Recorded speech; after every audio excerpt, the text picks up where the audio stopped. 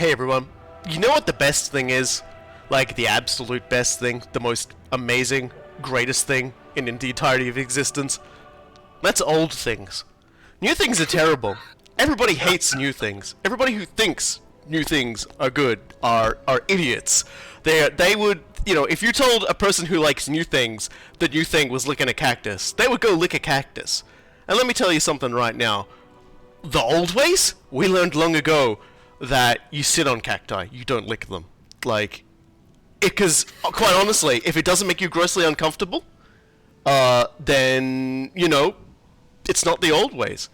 And in that regard, Coolguye and I will be playing Total War Warhammer 2 today, and we will be playing it the old way. That is to say, I am playing as Thorek Ironbrow, the new free DLC Lord that got added, alongside the Silence and the Fury, of which we will be seeing neither of. And he only likes old things.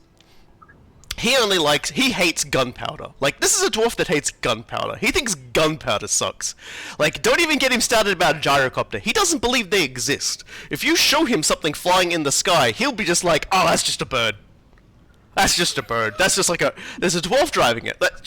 That's a pimple. That bird, that's like, you know, like, the scale's wrong, like, that's actually a regular-sized bird, it's just got a dwarven-sized pimple on it, very nice, very cool, but that's just nature. That's just nature being weird, you know, like, old things are better. Like, we would walk everywhere we wanted to walk, through the underground, and complain about it. And Coolguye will be playing naturally as the other really cool old thing, and that is a skeleton. Because we're talking about a guy who basically, Settra the Unperishable, who basically founded the entire nation of Hemry, and was resurrected as a result of Nagash's nonsense and everything like that. You don't get much older than him in terms of, like, a king. At least a human king. This man has mostly rotted away everything that isn't, Oh, I'm apparently really loud? Okay, hold on a second. I'm gonna turn my thing down. Man, I have not even tweaked anything, and it's getting wild. Let me just ease that down. You're just really excited. That's all there is to it. It's something. It must be something about Total War Warhammer 2 that sends my mic flying all over the place. Hopefully that's better.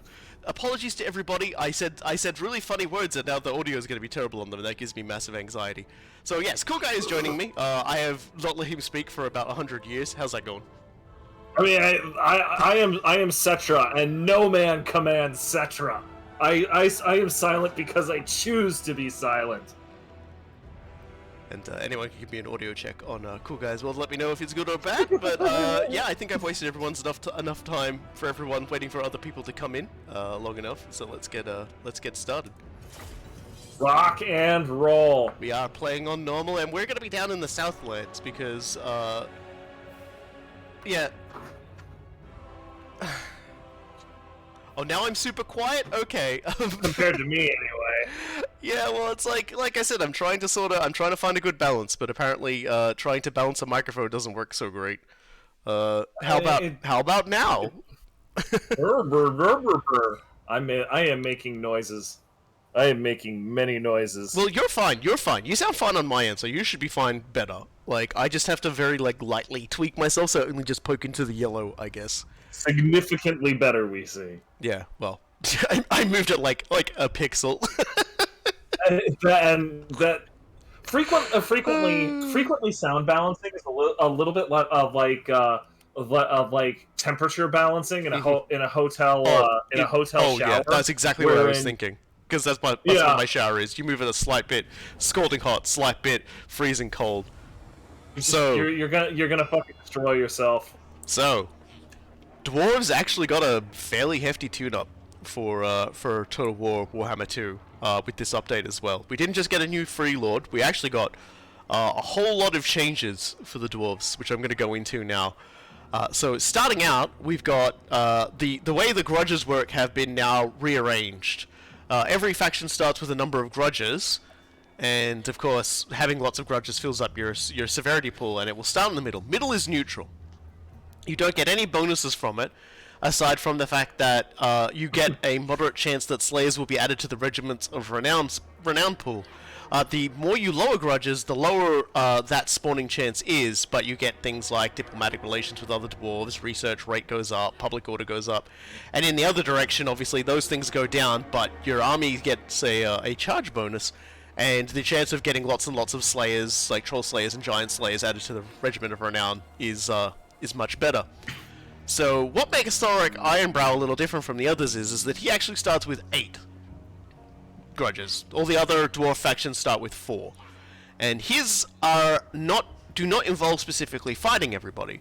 As we can see sort of here, I've got this one grudge here called the Beard Rings of Grimnir.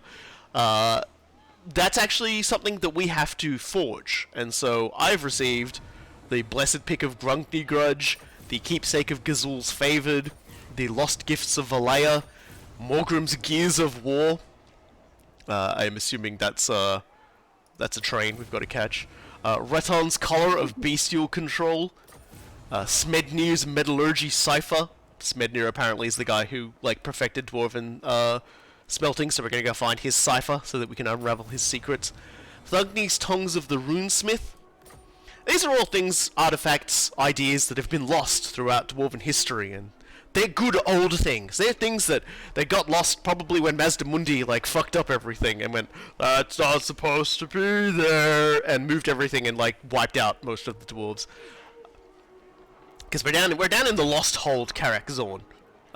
So what that goes into is the artifact vault, and there's a lot of other things. We'll get to that in a second as well. So all around the map there are little places that I've either got to take myself, or someone has to someone I'm in a military alliance has to hold it, and they will give us bonuses. So for example, over here, this is Quick Headtaker's capital.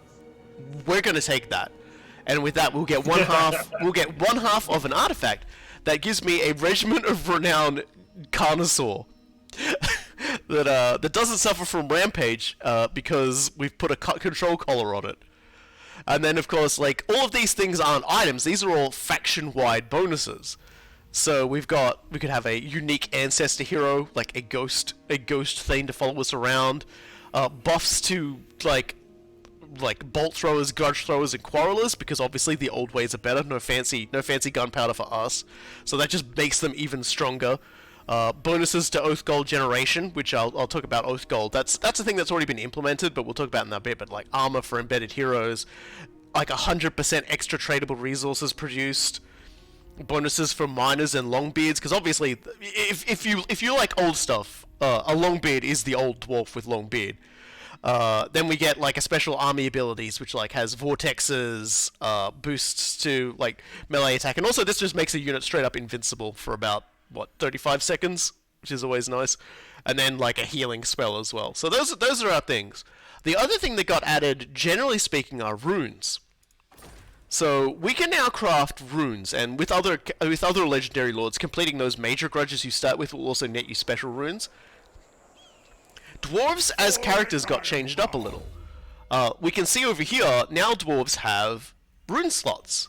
They are on top of also having the armor, weapon, talisman, enchanted item slots. We can forge specific runes and give them to characters, and that will give them things like frenzy or melee bonus, or an ability that lets them throw a throwing weapon attack that comes back to you and things like that. And then there's there's banner ones that you can make as well. And we start with 2 banners with Thorac. The Rune of Stoicism, which makes a unit I give it to do bonus versus large, and also makes them have expert charge defense, which means that enemies that charge into them will do less damage because their defense goes up when getting charged. And also the Rune of Burning, which will make my my stone thrower, because I've got a stone thrower right now, so I'm going to put it on it, do explosive damage that reduces enemy leadership. And my traits, my character's trait is the old ways are best, which adds armor-piercing weapon damage to literally every unit in the army, plus 10 armor to literally every unit in the army, and reload time reduction for all of my artillery and my crossbow units. So not rangers or anything like that, because a ranger is a dwarf that leaves the hold and goes wandering around topside. That's very undwarven. And my faction-wide bonus that I haven't actually looked at for everybody yet is Masters of the Rune. So I get more Oath Gold from all my buildings by default.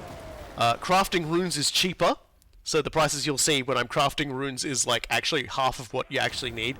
All runesmith heroes cost less, and any runesmith I recruit will start at like +5 as a basic rank. And of course we start in grumbling. The Longbeards are mad. We've got so many grudges we need to take care of. So let's get hold on.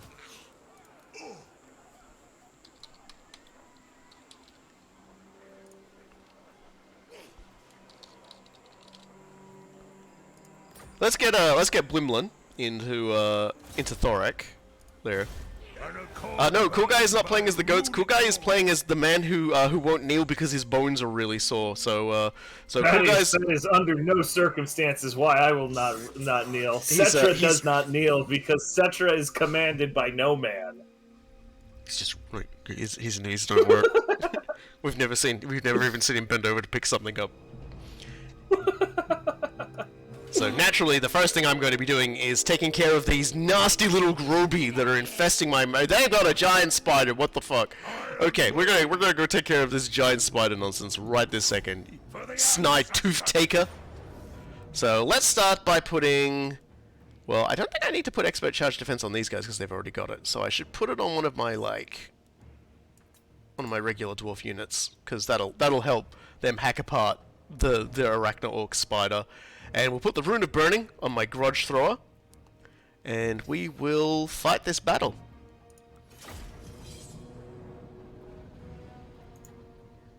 Resolve outcome. It actually tells you that now? Yes, that's sick. another new change. It will tell you, and if you mouse over auto-resolve, any unit that you will lose, definitely, from that auto-resolve, the game will warn you. So you don't have to. Man, you don't have to worry. They will just straight up tell you what your result will be. They'll tell you what your casualties will be, and I'm going to give you Blimlin for starters.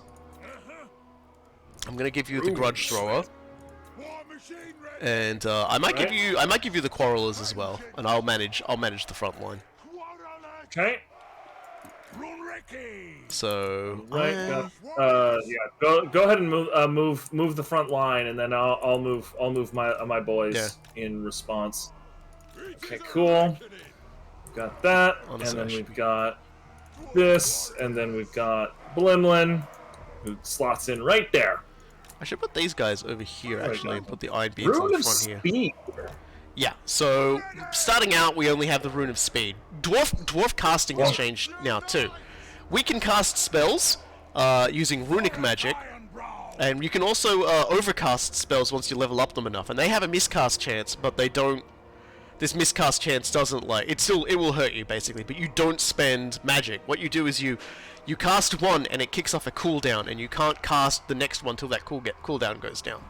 Naturally, Thorek will make that cooldown work better for us.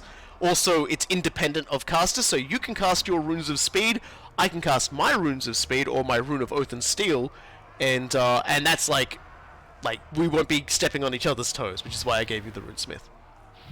Works for me. Okay, let me check the range of the Grudge Throwers here just real quick. Yep. Okay. So I currently have the Grudge Thrower set up, so the enemy must come to us. Yes. And that's exactly what's going to happen because they know they're going to get shelled if they don't approach. So we're gonna. Yep. Let's get this battle. Got to pay attention to that Arachnarok. Yeah, though I wouldn't worry too much because I've got Iron Breakers and I got some long beards with a great axe. So yeah, once these jackasses get into range, I'm gonna hit the Rune of Speed and do my best to all targets in an area. So I'm right next to the long beards, which is the point. Yeah. Also, for whatever reason, some of my units are just hidden. I don't know if they have stalk or the enemy just can't see them because of a hill. I'm going to assume the latter. It's gotta be the hill. Although we will be able to get like ridiculous amounts of stalk on a lot of like troops eventually. those poor orc archers. I always forget. I always forget the like hide UI button for this game.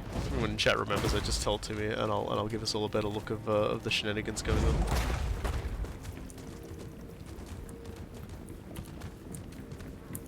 Because we've just, you know, just got all these little Arab boys with like, what is that, smiley faces on their things. Okay, they're turning around thinking about their life choices. Oh man, we smacked the Arachnarok in the face with a grudge thrower rock. Yeah, sadly, like they're not so great at anti-large, but like the bolt thrower is better. But yeah, like you're hitting a lot of things around it as well. And it like the Orc Arrow boys are just now getting into range for ranged attack. If I know them, they'll probably start shooting at the Longbeards, but that's okay. They can take it.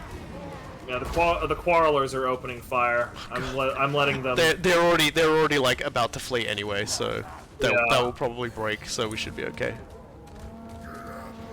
All right.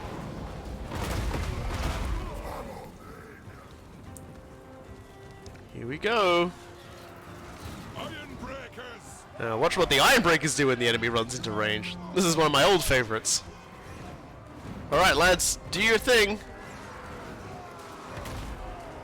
Come on guys. Ah, you're letting me down here. Runes are out. Yep, and I will cast the Rune of Oath and Steel! And now everybody's got way more punch! Okay, those guys are like not going the whole way, so let's get them. And, yeah, okay, well, I'm just gonna send the Longbeards up and around behind to start killing the giant spider, because that's what they do. Yep. Yeah, so people will notice that the runes are currently unavailable because they're on a shared cooldown. I've got about 35 seconds. And here we go!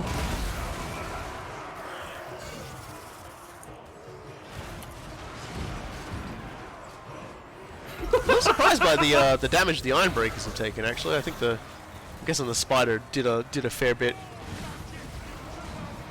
It is like kicking everyone everywhere, but yeah, it seems like Thorek got launched a bit because he's. I really just noticed he was like very slowly making his way back, being like, "I oughta." All right. I'm unclear on what Blimlin is all about over there. I'm pretty sure I didn't order that, but you know, whatever. There we go. Everyone gets a speed bonus.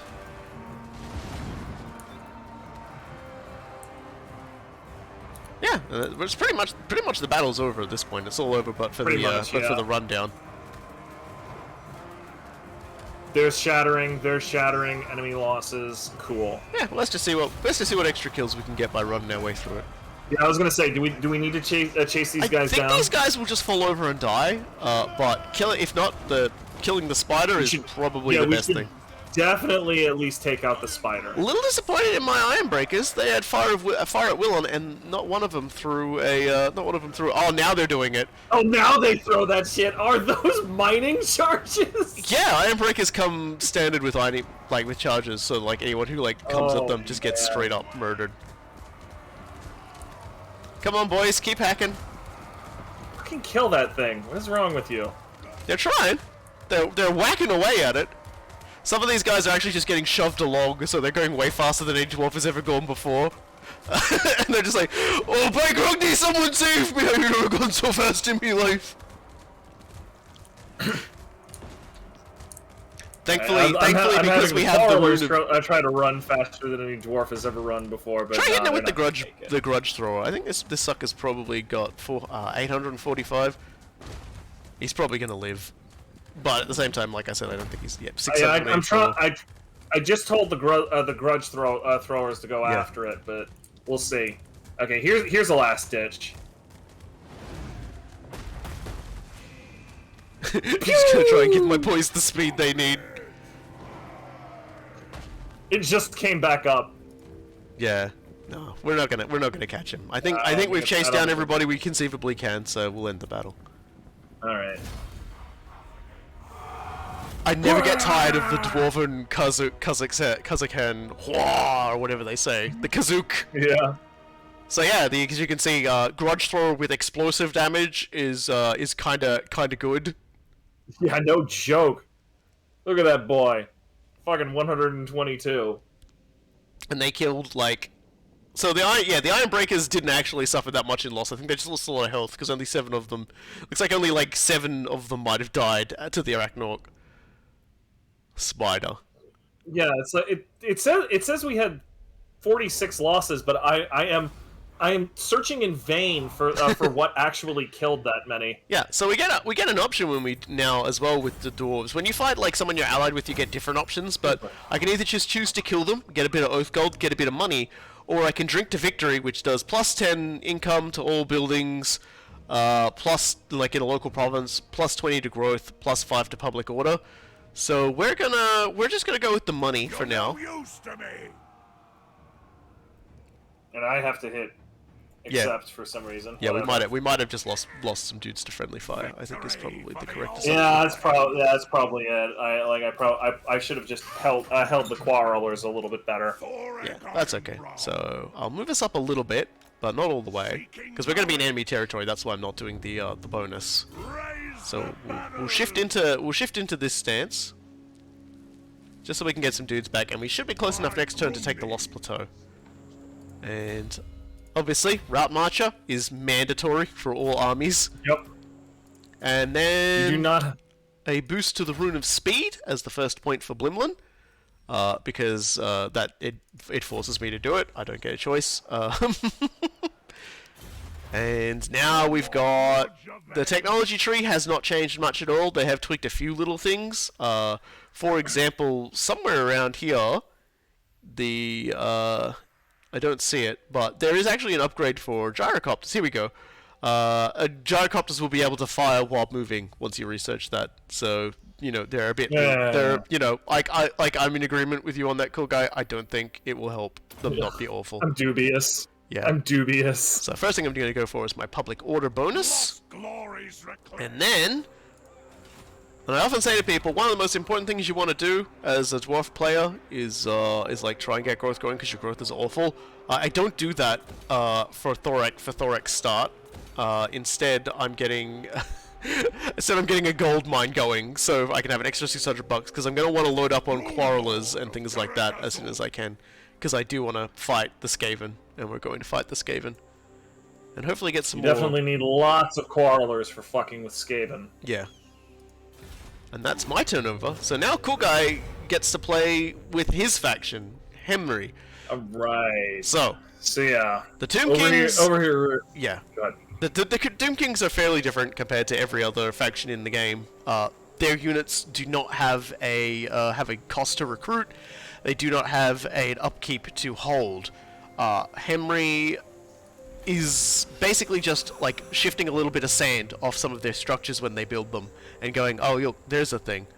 I'll dig that up. So the big thing for Settra is that he needs to get money so that he can sort of build up. Their growth is terrible, but like most of his elite units he can only get through the construction of buildings, or through the traits on like different characters. And yeah. So towards my growth, I'm currently looking at my tech tree, and my tech tree is kind of interesting because I basically have 6 different dynasties that I can pursue independent of one another, but every time I do one of their openers, I kill my research rate by 30%. So if I go into too many dynasties, I literally lose the ability to research. And the dynasties themselves, one of them has growth on them, and another one has money attached to it. So those are basically the ones that instantly catch my attention. Yeah, and some research costs gold, and some research costs canoptic jars. Canoptic jars is essentially oath gold. In fact, oath gold was implemented after canoptic jars because they realized, oh, that's a thing we can like implement like for dwarves to be able to make stuff. And it forms a similar sort of thing here as well. You can unlock special stuff through canoptic jar spending, like special regiments of renown, You can like purchase like the ability to raise more armies through the expenditure of canoptic jars, and also get magical items the same way. Well, my current situation is that Settra's card has a mighty 6 people on it, which is nowhere near enough for me to go crushing things just yet. Yeah. So I'm going to need to spend a couple of turns just recruiting. Mm-hmm. So I don't have too much to do on these initial turns, which is fine. Yeah, like one of the big reasons we went with Settra and Thorek is because, for me, everyone will notice, desert is an unpleasant climate for me, so I'm gonna try and avoid taking any steps into that desert. There's one desert I'm gonna take, but that's only because it's rich. It's a very rich resource to take, and it's also like on the opposite side of my mountains. Yeah, I was gonna say I'm pretty sure it's on Krokgor's side of it, which is a pain in the dick, and I'm just not that interested in it. So I have a chance if I succeed this coming quest I've just been issued. So far separated from the rest of this is from King Cazador, the king of Karak Azul. So far separated from the rest of my subjects, your position is uniquely vulnerable. So too am I, left in Karak Azul without the aid of my greatest Rune Lord. As we stand defiant against the threat of the vile greenskins and the repulsive Skamen Scourge, it's clear that our strength must be combined if we are to withstand their advances and ensure the great hold of Karak Azul does not fall. I will not confederate with him, I will get the bonuses from the Confederation Dilemma, and he will fall. I'm just gonna call that now, that's what's gonna happen. It's destined. That guy. Alright, let's go take us a lost plateau. Scores to settle. Scores to settle, grudges to grudge. And in spite of the I've got so few units and the game's like, yeah, no, you're gonna win that, so this is definitely one for auto resolve. Because I think we would actually suffer more if we tried to play that one. I don't know why the game seems to think I would have the advantage there, because I'm almost assured it would fuck us. The reason for that, I actually figured this out, is because the auto resolve on sieges basically provides a more or less static weight to the towers that a place has, which is it's really not true in practice, because in practice when you start storming some gates, you're going to have the towers focus their fire on one or two units, which are going to turn around, which are going to cause morale problems, and blah blah blah blah blah. So like basically, towers are undervalued. Yeah. So we've done that. Now, one thing I'm sure everyone remembers is that most times we play this game, I go crazy hard for lightning strike. Won't be doing that this time. We're instead going to be going straight into runic magic and getting all these sweet runes. Most importantly, the Rune of Wrath and Ruin is what I want. So we're definitely going to go for that first chance we get, and we're going to get it on Blimlin as well, because it is a spell that does a fire damage explosion on the enemy. That does armor piercing damage as well. Chip wants food. I'm walking away real quick. Yeah, that's okay. I don't think I'm going to be doing any battle fighting. And what I do think I'm going to be doing is I'm going to be merging these two dwarven units, Tried and tested. kicking you, Rune Lord. and then employing more of these. It's a good way to sort of keep momentum going, is to, like, you know, at the early stage of the game, is to just like throw out some units and rebuild some other ones. Next turn we'll be able to recruit some quarrelers when I'm on my way up to Mount Arachnos. Yeah, Oxyotl, the new Lizardman Legendary Lord, can not only he's basically just able to put down roots anywhere. He can also build like sanctums all over the map and teleport to them. The best description for it is he becomes Lizard XCOM.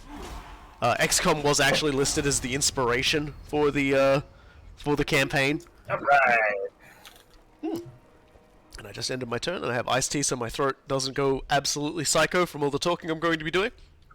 I was just thinking, it's like Super Robot Wars 30 is coming out in October, and that's got like lots and lots of dialogue from lots and lots of characters, and like the urge to read along with it is gonna hurt. It's gonna hurt a lot. So I'm guessing, yeah, you're thinking about Xandri, you're thinking about Sneak Armbreaker. don't be I was about to say, don't be afraid to like muster some more while you're standing there. Oh yeah, no, I think that Sneak Armbreaker is gonna stay there. I think he's gonna take one look at what I'm doing and be like, yeah, nah. But my first target is over here in Xandri. Yeah, because that is Yeah, that is the yeah that is the other thing that I need to take to gain control of my province. So like I'll have to see exactly what the top knots do in response to that. But for right now, like I got to do what I got to do, and I need to get my initial army set up. That has to happen. yeah, it's a lot of... Wow, he seriously came after me. No, shall we? Okay, buddy. Yeah, auto resolve says close victory, medium casualties. Oh, yeah. I mean, remember, a lot of your dudes are like very expendable boys, so Yeah. and very very easily replaceable as well. Yeah, I was gonna say if I say auto resolve, where does it tell me where I would? If you just mouse over it, if you lose a unit, it will be highlighted as red. Like, Oh, okay. It will just have a Alright, red. cool. The window will go red. So I'm just gonna auto resolve. You're just gonna auto resolve it? Okay. Yeah, like it's like medium casualties, whatever. The main reason why I did that is because if we played that, it was basically guaranteed that Sneak would get away somehow, and I'd have to go chase him down. If I auto resolve it, he just dies. Fair enough. Anyway, endless march, canopic jars. Units replenished. I'm gonna take the jars. Yeah. Oath Gold and Jars. So I've just got my first quest. Thorek only has like 2 quests and one's very easy. His first is to get his rune armor. If you play solo on the Vortex, his quest to get the artifacts is a bit more involved. Every time you like build an artifact, I think it is, or find a piece. I can't remember. I haven't actually played it on the Vortex. Skaven start attacking. And, oh, good. So, like, as you get further along, like, it gets increasingly dangerous, increasingly spicy. Okay, and so now we will get 2 Quarrelers with great weapons. And I might just get a Dwarf Warrior, actually. Not yet. I'm gonna... Oh no, I'll get a Dwarf Warrior with a great weapon. Why not? Here we go. Amusingly, Sneak dropped a potion of speed for Settra, which is about the funniest goddamn thing I've heard in my life. Settra likes to go fast. Let's not forget. He's got probably the most ridiculous chariot in the game. And also, he's the only lord that gets a unique trait for beating the chariot lord of Norska, Surta Ek. So identified as a meme character in Total War Warhammer 1 because all he built in his stack was chariots. That's fantastic.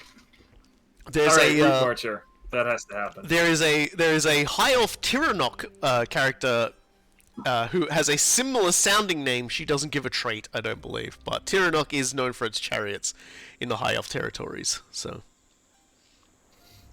All right. Well, I'm about as close to Xandri as I can get, and I need to be replenishing my dudes a little bit anyway. So I'm just going to stand there, and I've got nothing to do in Hemry because I'm waiting another 4 turns. Yes. To get my first population point. Yeah. As I warned, Coolguye, the dwarves and the Tomb Kings grow slow, but grow mighty. And like honestly, after the last couple of rollouts that we've done, where I've played stuff like Grimgor and Carl, who have incredibly dynamic early games, like their first three or four turns take a long time because they are so make or break, and you're doing so much with such a short with such a short amount of resources. It's honestly a little relaxing. Alright, so let's put... I might actually put it on these boys. Thinking about whether I want to fight this or not. I might just leave this one as a close victory. We'll definitely be fighting Quick. I'm gonna fight Quick on the battle top. So Cool. we'll speed through this to get to Quick. We're gonna speed run Quick killing. And again, it's also like Greebits. I think was technically no, he wasn't reinforcing. Okay, cool. He would have died anyway. Yeah, he'd have died anyway. But it's just like, just want to make sure I have all my dudes in place. So yeah, so the good news there, of course, is we've now got a gold mine, and now I'm going to upgrade that gold mine so it'll earn me even more money. So now Thorek has access to the Rune of Wrath and Ruin as well, which is fantastic. We still don't have any more Oath Gold. I'm going to put more Wrath and Ruin down on Blimlin so that he can do more of that. The important, actually, the funniest part is that by upgrading, I say it's the funniest part, but the best part actually about upgrading the gold mines, it'll start producing Oath Gold. And when it starts producing Oath Gold, I can start pumping out runes. I already know what rune I'm going to pump out first. And let's boost growth because God help me, I need it. Yeah. Like I'm basically weighing myself here. Like, how quick can I do the proclamation of the Second Dynasty that gives me another plus 10 growth?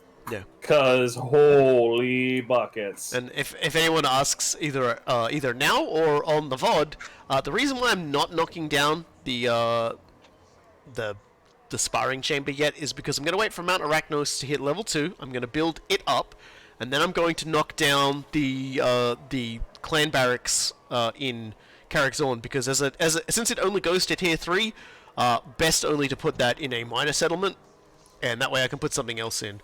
And while there is a unique building in here, I would say I'm probably going to hold off on doing that for a little bit, because all it does is just sort of boost local recruitment, like Longbeard stuff. Not that necessary yet. So we're gonna have to spend a little time getting ready. Do I want? I need more skeleton spearmen. Holy crap!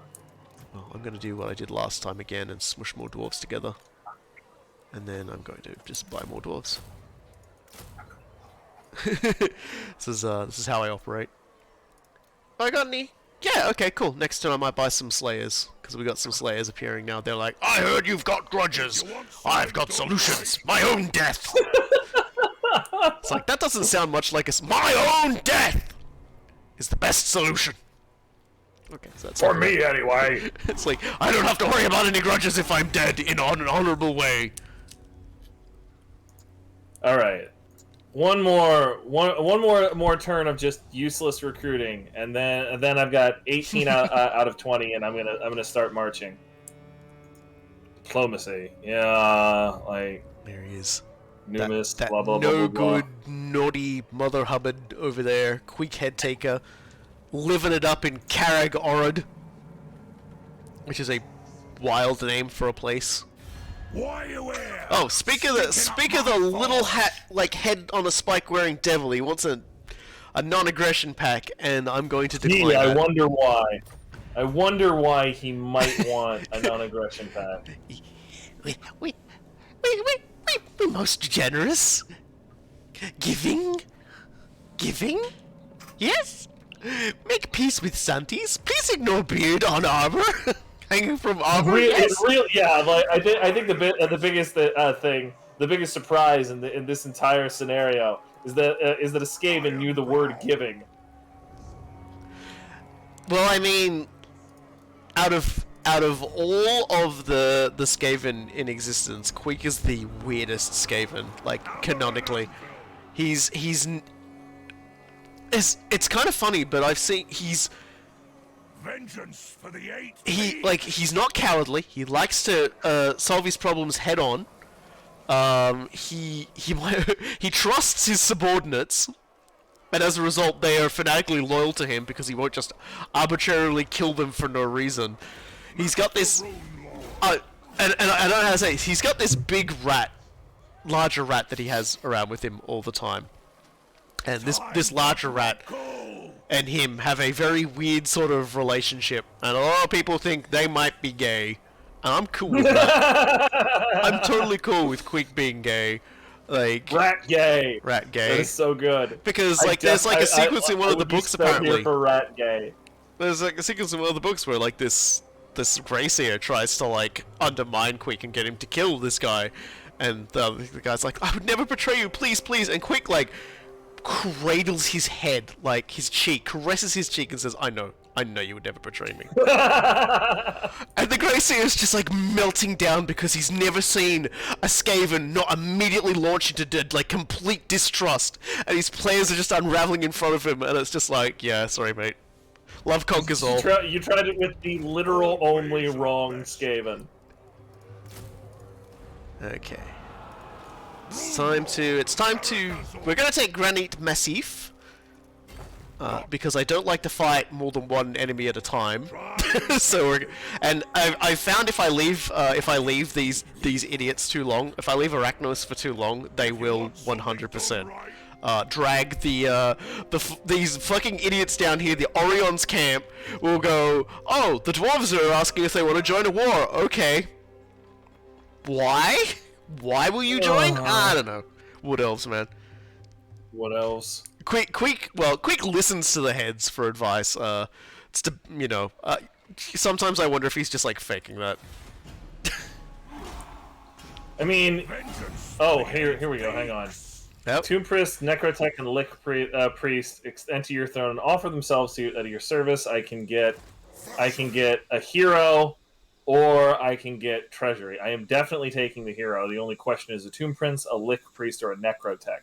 What do these guys do? Okay. So the Tomb Priest is the Tomb Prince is your melee hero. He's he's good at wrecking. He'll get some traits to choose from that like enhance whether or not he's an infantryman, a cavalryman, or a chariot rider, I believe is the choices, and has skills based on that. The Lich Priest is probably a good choice because the Lich Priest will be giving you a lot of spells that might, you know, help your unit stay in the fight for longer. Because while the Tomb Kings do have a battle mechanic where like as their units fall, it like procs regeneration on all your units to like keep them fighting for longer, and also lets you summon a Nushbati at the end of that meter once enough of your own dudes have died. It can't hurt to have like a little bit of casting assistance.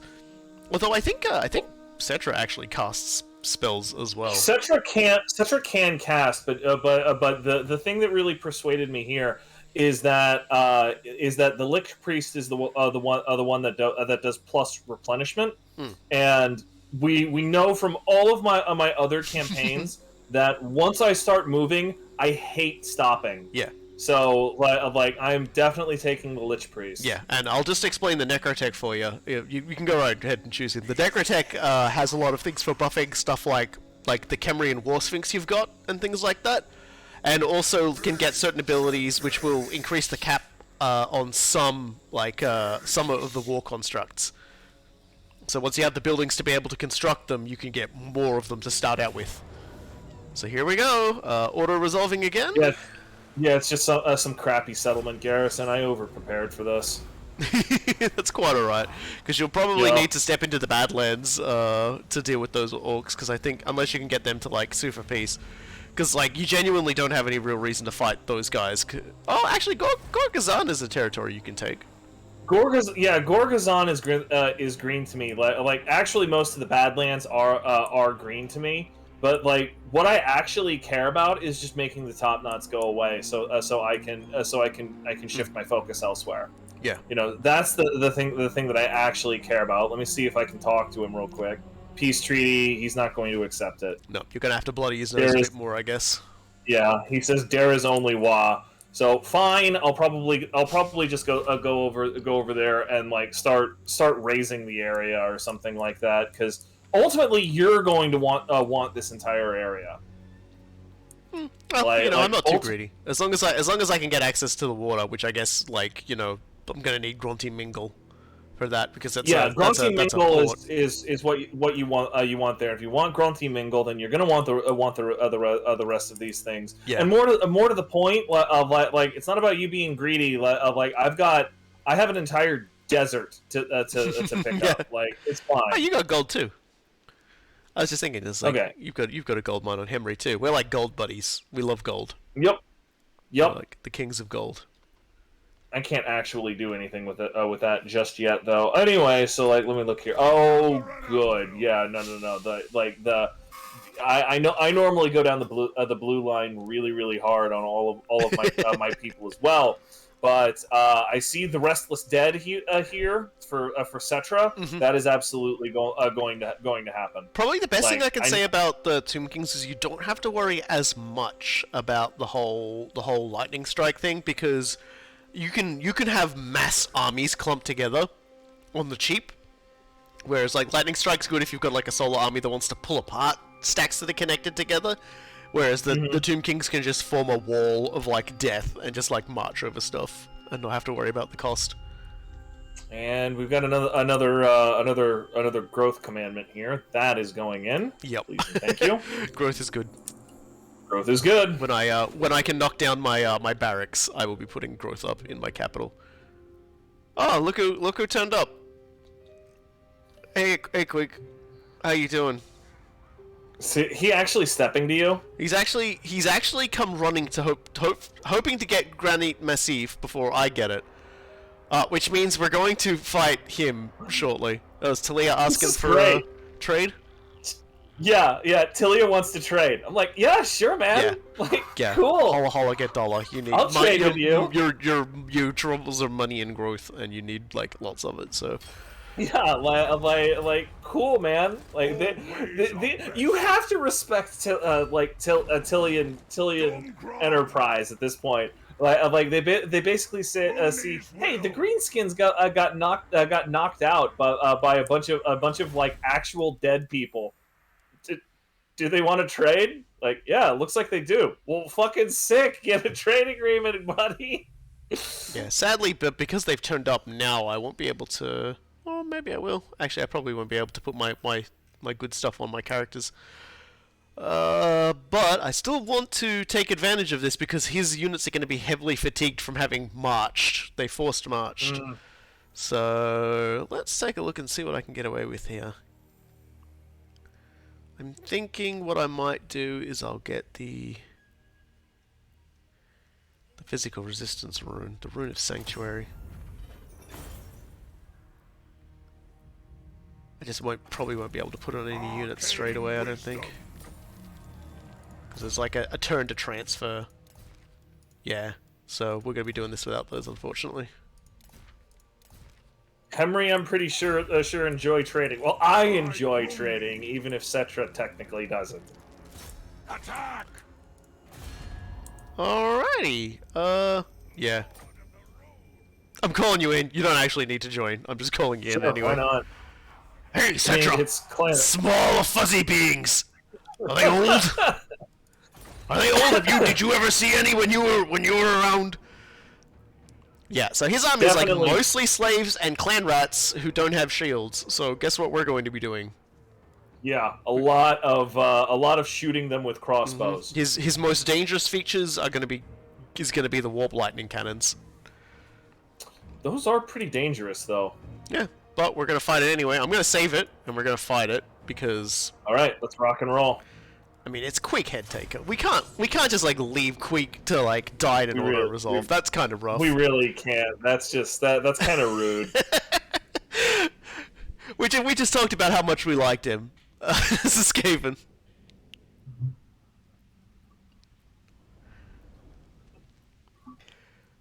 So interestingly, yeah, like what's the range on those warp lightning cannons? It should be relatively short range, no? I believe so. Can I click on and find out? Can I see them and click on them and find out? There's Queek and Roden, his chief. Here they are. Yeah. I see them, and No, they appear they're siege artillery. Yeah, so they'll be trading shots with us pretty emphatically. It looks like. Yeah, I think we can still technically outrange them with the grudge throwers, just because we've got the high ground. Yeah, so I'll hand you those boys. Let me see what I can do here. So, all right. So if we go here, okay. So I have the grudge throwers basically at the edge of the cannon's range. Mm-hmm. So I wouldn't go too far ahead of where the grudge throwers currently are. I'm gonna move them back a little bit, but all right. Need the quarrelers, need Blimlin, need grudge throwers. I put the ironbreakers in front of them, in front of the artillery. Let me double check. And that way, when battle joins, these guys will be able to just like flank and throw bombs. I'm gonna like have them flank and just throw bombs at things. It should be pretty funny. Whoopsie poosums. Okay, cool. Because there are a lot of them, but you currently have your melee line pretty much where you want it, right? Yeah. Like okay, cool. I don't need to move anyone else. That's fine. I wanted to make sure I was putting the quarrelers in the correct area. Okay. Don't really have too much I can chop to death with my boys, so. Let me see here. So hold on, just one quick second. Yep. These units right here are in range of their cannon. So let's just pull them back a bit. So yeah, if we pull them back just a little bit, shift them over a little bit like this, like the cannon will have to move to engage them. Cool. Yeah. So now basically the only thing that's within range of the cannon is the slayers. So if you move the slayers back just like a smidge, guaranteed the cannon is going to have to move. There we go. Okay. Yeah, let's see what happens. All right, You ready to go? Hit it. There's a very real chance that they won't advance because they have artillery as well, so we may have to march into the teeth of their guns. But you can also if you start shelling them though, they may have to move. So yeah, I'm gonna tell the grudge throwers to move up and start shelling the cannons. Tell them to move up, start grudging. Yep, the cannons are trying to figure their lives out. So. Move! No! You move! I'm the one riding the cannon, I can't move, you fucking clown! Dude, that is exactly what's happening down there. You see that shit? Like, they're fucking facing the wrong direction right now. Enemies that way! Oh, are they spawning on us? They spawning on us. Are you joking? Spawning on us directly in front of our units that fight, actually, so... Okay. Yeah, I think they thought they could just attack Thorek and would get away with it, which is laughable because they are just getting killed. I just told the Thorek just fucking drop-kicked a bunch of fucking Skaven, actually. He gives no fucks. Things Thorek cares about. Not your life, Lamau. Holy shit! Yeah, the grudge thrower is fucking teaching those cannons a lesson.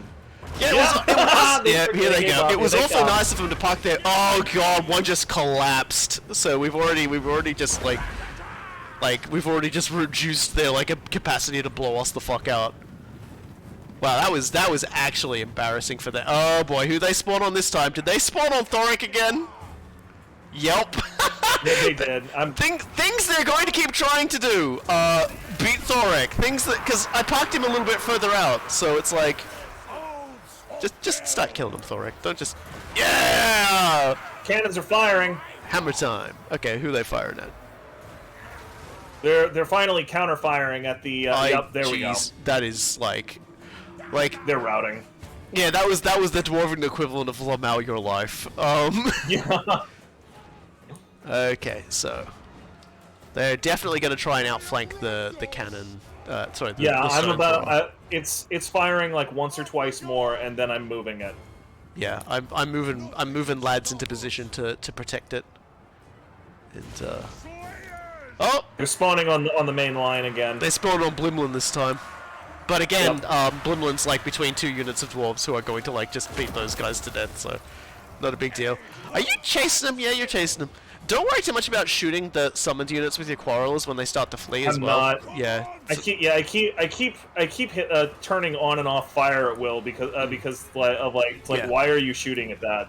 Like, you're wasting ammo. Okay. The cannon is being they're back on their cannon as well if you want to bombard them again. Okay, copy that. Okay. It's happy Earths. Understood, Lord. Okay, Long be it. broke some clan rats, shooting more clan rats. Thorek You know what? roll. This looks like a job for the Rune of Wrath and Ruin. Let's see what it does. The anvil's might. 3, 2, 1, rat. And don't forget, sorry, you've got one of those on Blimlin as well. Oh no, I was aiming it. You can cast anti-rat anytime you want. No more rat. Renner.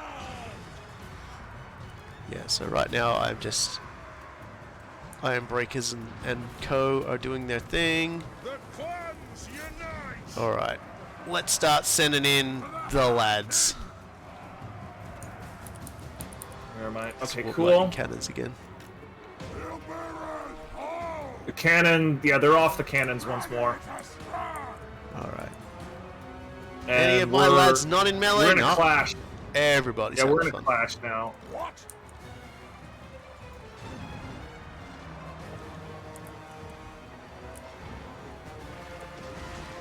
The Iron Breakers are currently in melee with 1 unit of Skaven and throwing bombs at another unit of Skaven.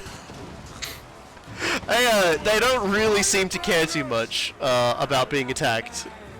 God bless the Iron Breakers. Thorek, I realize, can just solo pretty much an entire stack by himself, so it's like, whatever. Oh, fancy. Yeah, I'm turning off fire at will again. They're gonna cause more friendly fire than anything else. Yeah. Okay.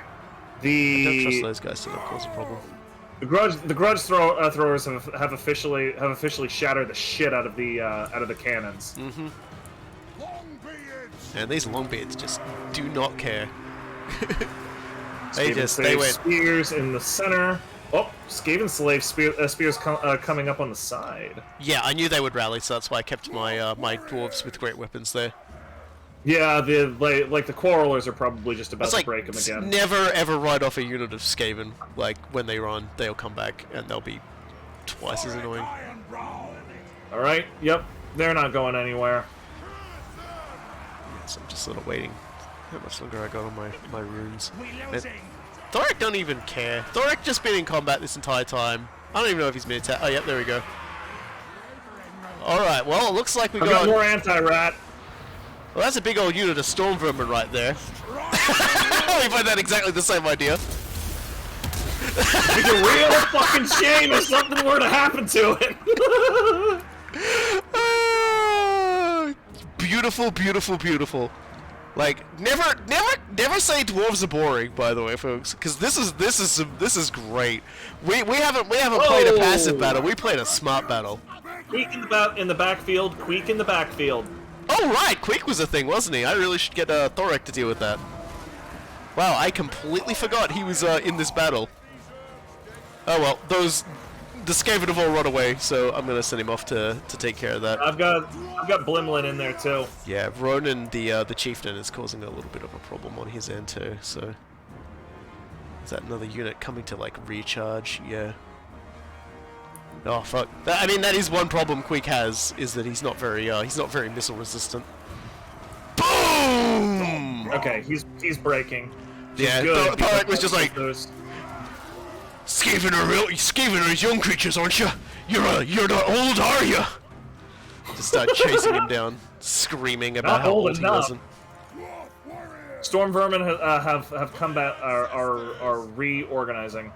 You've got the warriors, great weapons. Those guys, even if they get through this quarreler, which they didn't. Everything's shattering. They just lost everything. Yep, and we don't really have to worry about chasing them down, though I hardly recommend we do anyway for the giggles, because they were marching, forced march, so they will die out.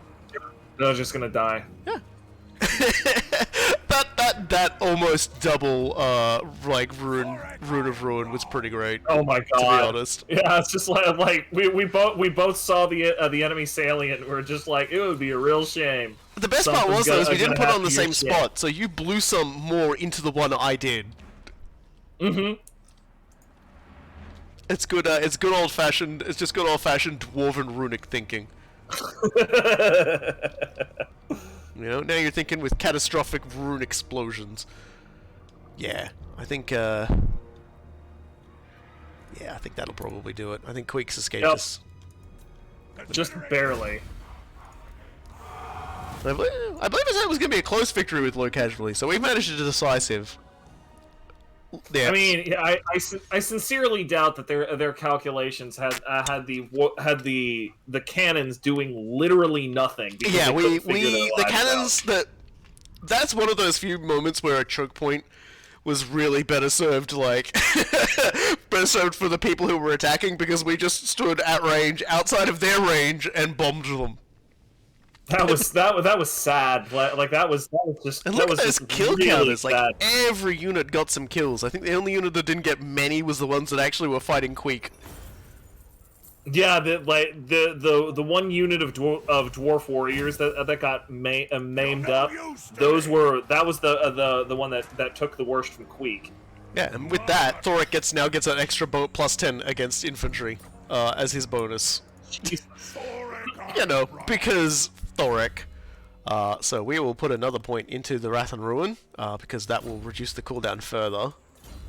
Same for yours, so there we go. Or the same for Blimlin's. I just assigned Blimlin to you at all times. So yeah. But why stop there? We will lose a unit of Troll Slayers, but that's okay, because Troll Slayers are expendable, as far as I'm concerned. I mean, particularly with the way the grudges work now. Yeah. And there we go. Occupy Granite Massif. Why did the Bretonians name that? And with that, we don't have to worry about Arachnos anymore, and I can move straight on to beating the crud out of Karak Orid. Before they build themselves up a little bit too far. I'm pretty happy with how that went. Probably another level up for everybody. Yep. Thorek, we will now give the Rune of Oath and Steel, because that will further buff his Rune of Oath and Steel thing, so its cooldown will be lower. Because he can only really use that once every so often. And that was just genuinely fun to watch. So here's the interesting thing. Runesmiths have a I can't remember if they already had this or if it's been added as this one, but they get the Asian action now when they're embedded to choose to either harden armor or sharpen weapons, and you can only have one of these on at a time, and you can't stack the effect, I don't believe. So you can't have two runesmiths with sharpened weapons. Don't know if you can have one with sharpened weapons and one with hardened armor. I'll have to test that out.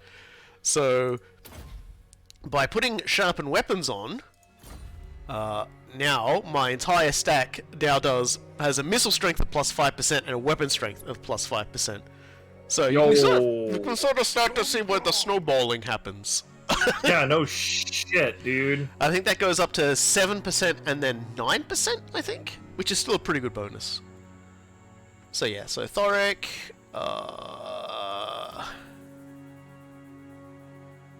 should I shrink these boys together? Yeah. Iron Brow. And then just build another 3. Oh, I guess I can build another 2, but that's okay. I do a lot of like squishing my troops together and then like buying new ones at the start, because you don't have to worry too much about the experience cost. And Now we have to Carrig Orid after these messages. Right. Yep, And these I'm messages. Back.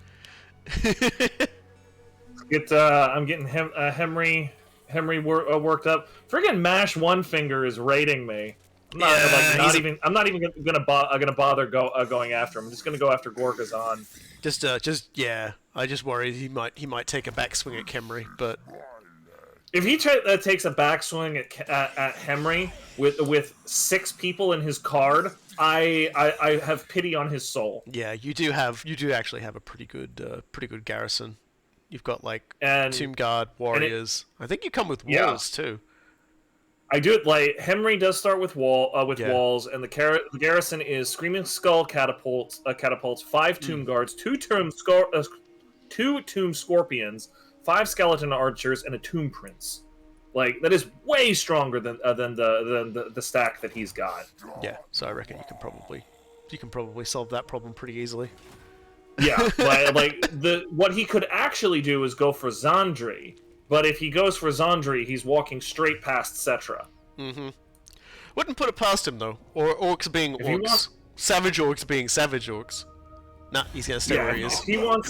If he wants to try it, he's more than welcome to give it a shot. Like, I'm just gonna crush him. Yeah, Silverpact trying to be all up in my business and trying to make friends, and I'm just like, no, it's not happening.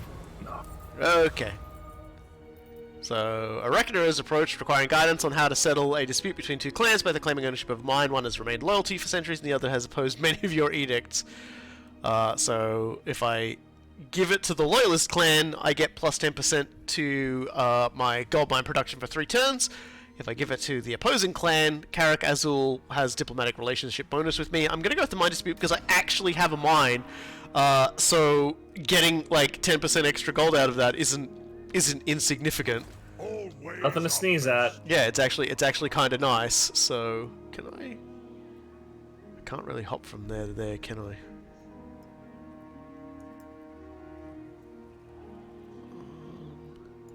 Yeah, replenish troops. That's pretty important. Actually, no, bugger it. I reckon I can get there and kill them before it gets too spicy on the Longbeards. We're only missing a few grumblers. I think we'll be fine. I mean, it's kind of funny for anybody else. A bunch of like laugh. For any other faction, having a bunch of whingers who like complain about the good old days and grumble all the time would be like bad. But the dwarves are like, no, old whinge man is the best guy. He has a long beard. He's been whinging for longer than anybody else and not gotten tired of it. Clearly, he's the best. Mostly I know Henry for being the absolute worst at handling the ball. It's true. Oh my god. Have you seen... I'm going to ask you this question, Coolguye. Have you seen some of the new trailers for Blood Bowl 3? No, I have not. Like, I have not watched anything with regard to Blood Bowl 3, and that has mostly been a matter of lack of attention rather than... I thought you were about to say to avoid getting, like, PTSD from, like... I mean, like as much as sure, yeah, I do have plenty of terrible memories of Blood Bowl Legendary Edition. Close victory. How is this a close victory? Whatever. Fuck it. I don't care. I'm not gonna waste everybody's time fighting a fucking settlement garrison. All right. We're gonna sack this. Yeah. We're going to start with sacking this, and then we're going to raise it next turn. Sounds good. Well, it's really funny because apparently it's going to have like a campaign mode about like taking your fresh team through like a variety of leagues and stuff like that, and that team will be you can use that team in like a multiplayer and stuff like that as well apparently. But I mean, they've always had a campaign mode. The problem has always been that the friggin' AI is just embarrassing bad. Like you have always needed to tell new players, do not play the AI because it will actively teach you the game wrong. It will it's like those old kung fu movies where they teach somebody wrong as a joke. that is what playing the AI is. Although I will say, what I mean is it's actually got like a story attached to it now. It's not just like a single player thing. It's like there's like an actual story. And one of the characters who appeared in it is actually a famous Warhammer Fantasy character. Wait, seriously? Which one? Yeah, Lockyer Fellheart. No joke. Lockyer Fellheart is in Blood Bowl 3, or at least, if not him, then someone who's wearing exactly the same helmet, dresses in exactly the same outfit, and leads Dark Elf Corsairs. So it's just like, okay. Is it better if it ends up just being like a Fellheart cosplayer? That would be pretty fantastic. But yeah, so I just got Thorek's rune armor. So now Thorek has extra armor, fire resistance, magic resistance, and he has the passive ability, Thorek's rune armor. So anybody standing near him now gets a bonus to their armor and also their flame resistance. So no one's setting my boys on fire today. If you want something done So let's right, wander over to Carrag Ord and see what they've tried to build up in the one turn I've given them the chance to. One guy. So let's get the physical resistance banners and just start tossing them on dudes. Imagine physical. I'm gonna put physical resistance on the Iron Breakers because it's just like, hey, guess who's never dying? Yeah. All right, and we'll just take a turn to build some siege gear. It still messes with me every time I like we go in on one of these things and I see that you've got just got like an this endless thing of battle tales that I'm never gonna wait to finish. Yeah, I know. Yeah, like huge freaking list of shit, and it's just like, dude, You're never gonna use it. Yeah, I know that, but they don't know that. The spies might find my shopping list and panic. swear to God. I can also forge a personal rune. Let's see what fun personal runes I can forge. Armor piercing weapon damage. Sure, why not? There we go. Some runes of cleaving have been produced. I will now go to my friend Thorek and give him one. So this is an example of just how it looks. So yeah, you just get a little list here and you put it on, and as you can see, my I get a little bit of weapon strength boost when I'll equip it, and I can go to Blimlin as well, and I can give him one as well. And there we go. Yeah. What is Thorek's magic resistance sitting at right now? 45%, not bad. He's got a lot of bonuses, so it's not showing his fire resistance though, is it? Yeah, that's kind of. Oh, I guess because the rune armor hasn't been equipped yet, so he technically doesn't have it as a stat yet. We'll get there. I'm just looking at NGD in the chat talking about how somehow the UI for Blood Bowl 3 is worse than Blood Bowl 1, which boggles my mind a little bit because there were definitely like 3 or 4 times that we would just get completely bent over because because it was like the friggin' what is it called?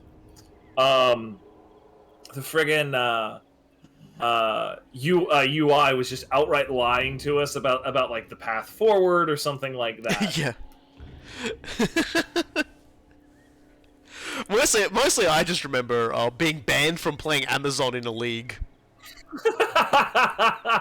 Yeah, you ended up getting so friggin' good with Amazon. So many Nobody people played Dwarves. I made so many people mad. Like the person who won that league was the guy who played Dwarves, and he beat me by 1 touchdown. I want that on record. He beat me by only 1 touchdown. He beat me 2-1. So auto resolving again.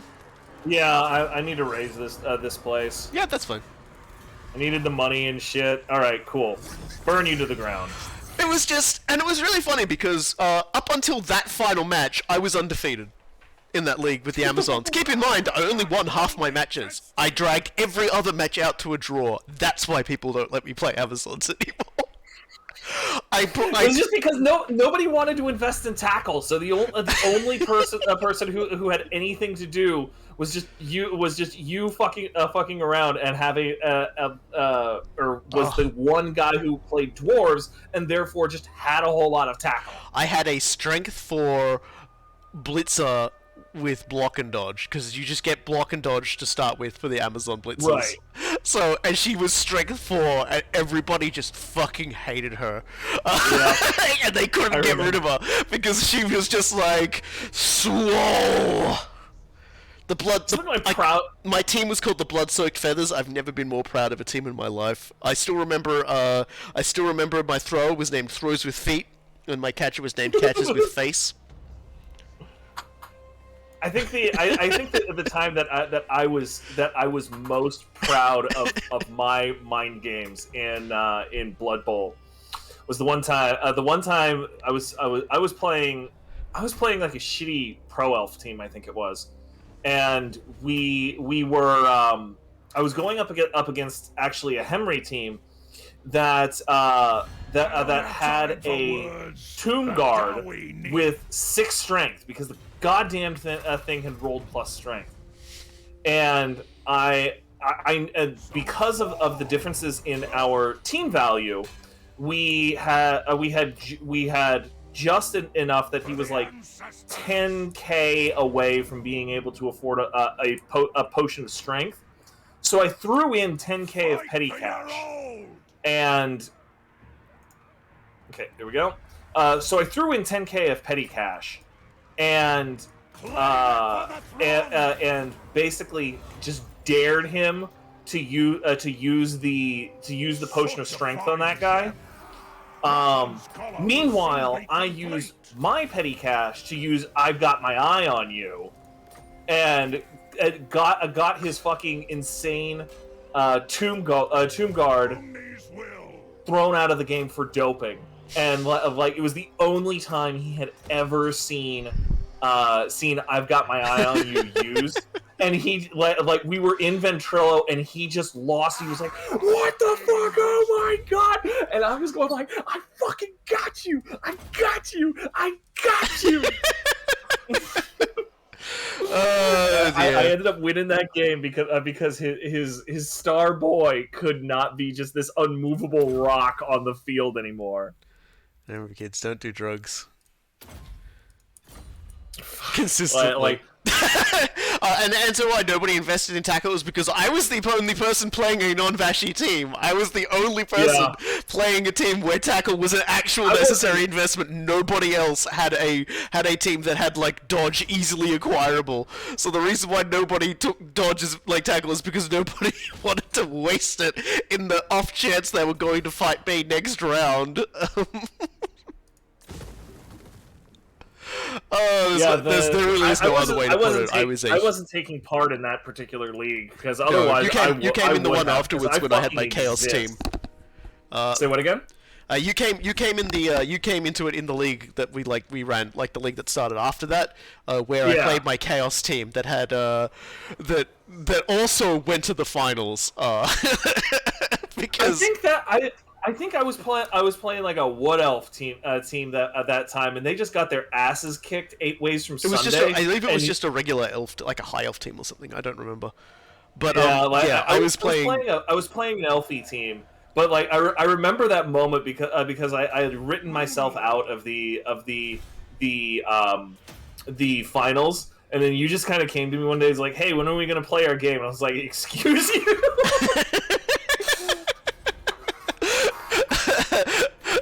It's like I love like, and to give everyone context, I've probably told this story before, but I bought like when I knew a lot of the mistakes you can make as a chaos player starting out, so I actually had a decent number of rerolls starting out from good investments, and once I got enough money, I bought a Minotaur early on in the season, and I named that Minotaur Macho Minotaur Frenzy Savage. Frenzy Savage, yeah. And he got block. And he actually got a touchdown at one point. He was a wonderful character in my game. Macho, like, I always remember my favorite players. And Macho Minotaur Frenzy Savage, his very first move, because I did the one thing you should never do. I moved my big guy first. The very first move of his very first turn, very first debut game, he pulled his fist back and smashed a fucking Troll Slayer straight into the serious injury box. Because the guy I was playing against put his dauntless Troll Slayer up against him on the lineup like, I'm gonna get you. And Frenzy Savage just went, you don't have a very high armor score, do you? Bang! And it was just like this silent moment. It was just like, this guy is a keeper. There's certain times that you just know. There's certain times that you know a Blood Bowl player is going to lead a charmed life. And Macho Minotaur Frenzy Savage was definitely one of those charmed frigging. I can't remember if they were 8 or 7 armor value, but it wasn't enough. He had to use his apothecary to save it, basically, because I think he broke his neck. Like basically wasn't a good end for him. No. I think that one was broken collarbone. Well, broken collarbone. Yeah. It might have been broken collarbone or something. I don't remember, but he basically got like a really bad one, and so he had to apothecary that. Let's make a ranger's hammer, just to boost the weapon strength up a little more. Because Thorak's armor makes him pretty beefy. So you don't have to really give Thorek much in the way of armor.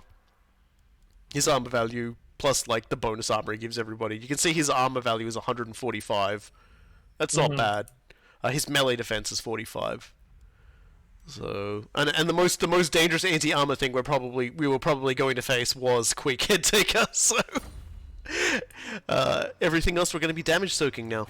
Like, so we got when we took him as well, we got one part of the Rayton's Collar of Bestial Control.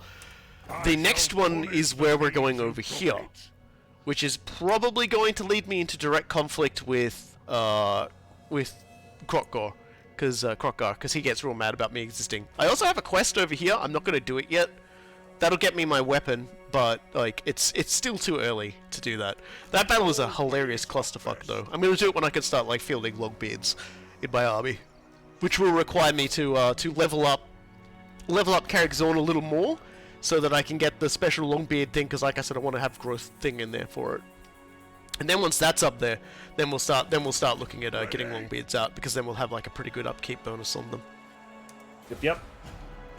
My basic plan is I'm gonna go head up to Galbaraz to knock out the top knots, and then I'm gonna head back down to start conquering Numus and go basically going over the Ash River.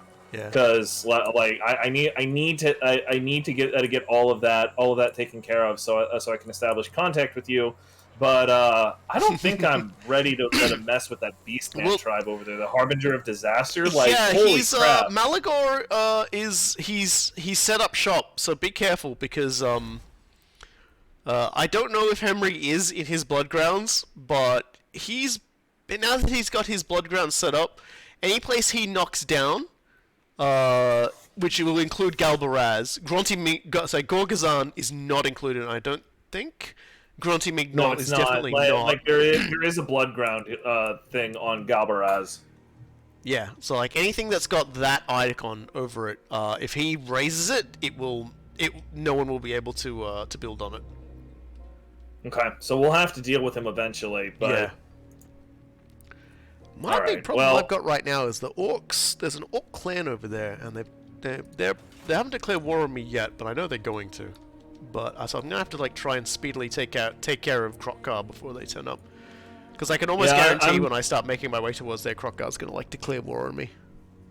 I'm gonna take it a little chill on my way over to Galbaraz, because my meat shields have taken a non-trivial amount of damage, but.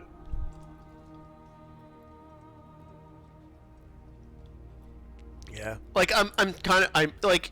Depending on how it goes, I may get into Blood Bowl 3. Like yeah, it's all of that stuff is always very much a we'll see. Yeah, like as much as I love a game, just like pummeling my anus for like hours on end. I like to consider myself as one of those rare little creatures that doesn't struggle too much with doesn't struggle too much with Blood Bowl. Like I understand the fundamentals of it well enough, I think, that I don't fall a cropper to its usual shenanigans. And the Blood Bowl is a game that is absolutely designed to exploit the gambler's fallacy in humans. Like, if you ever need to teach somebody how friggin' probabilities actually work, make them play Blood Bowl.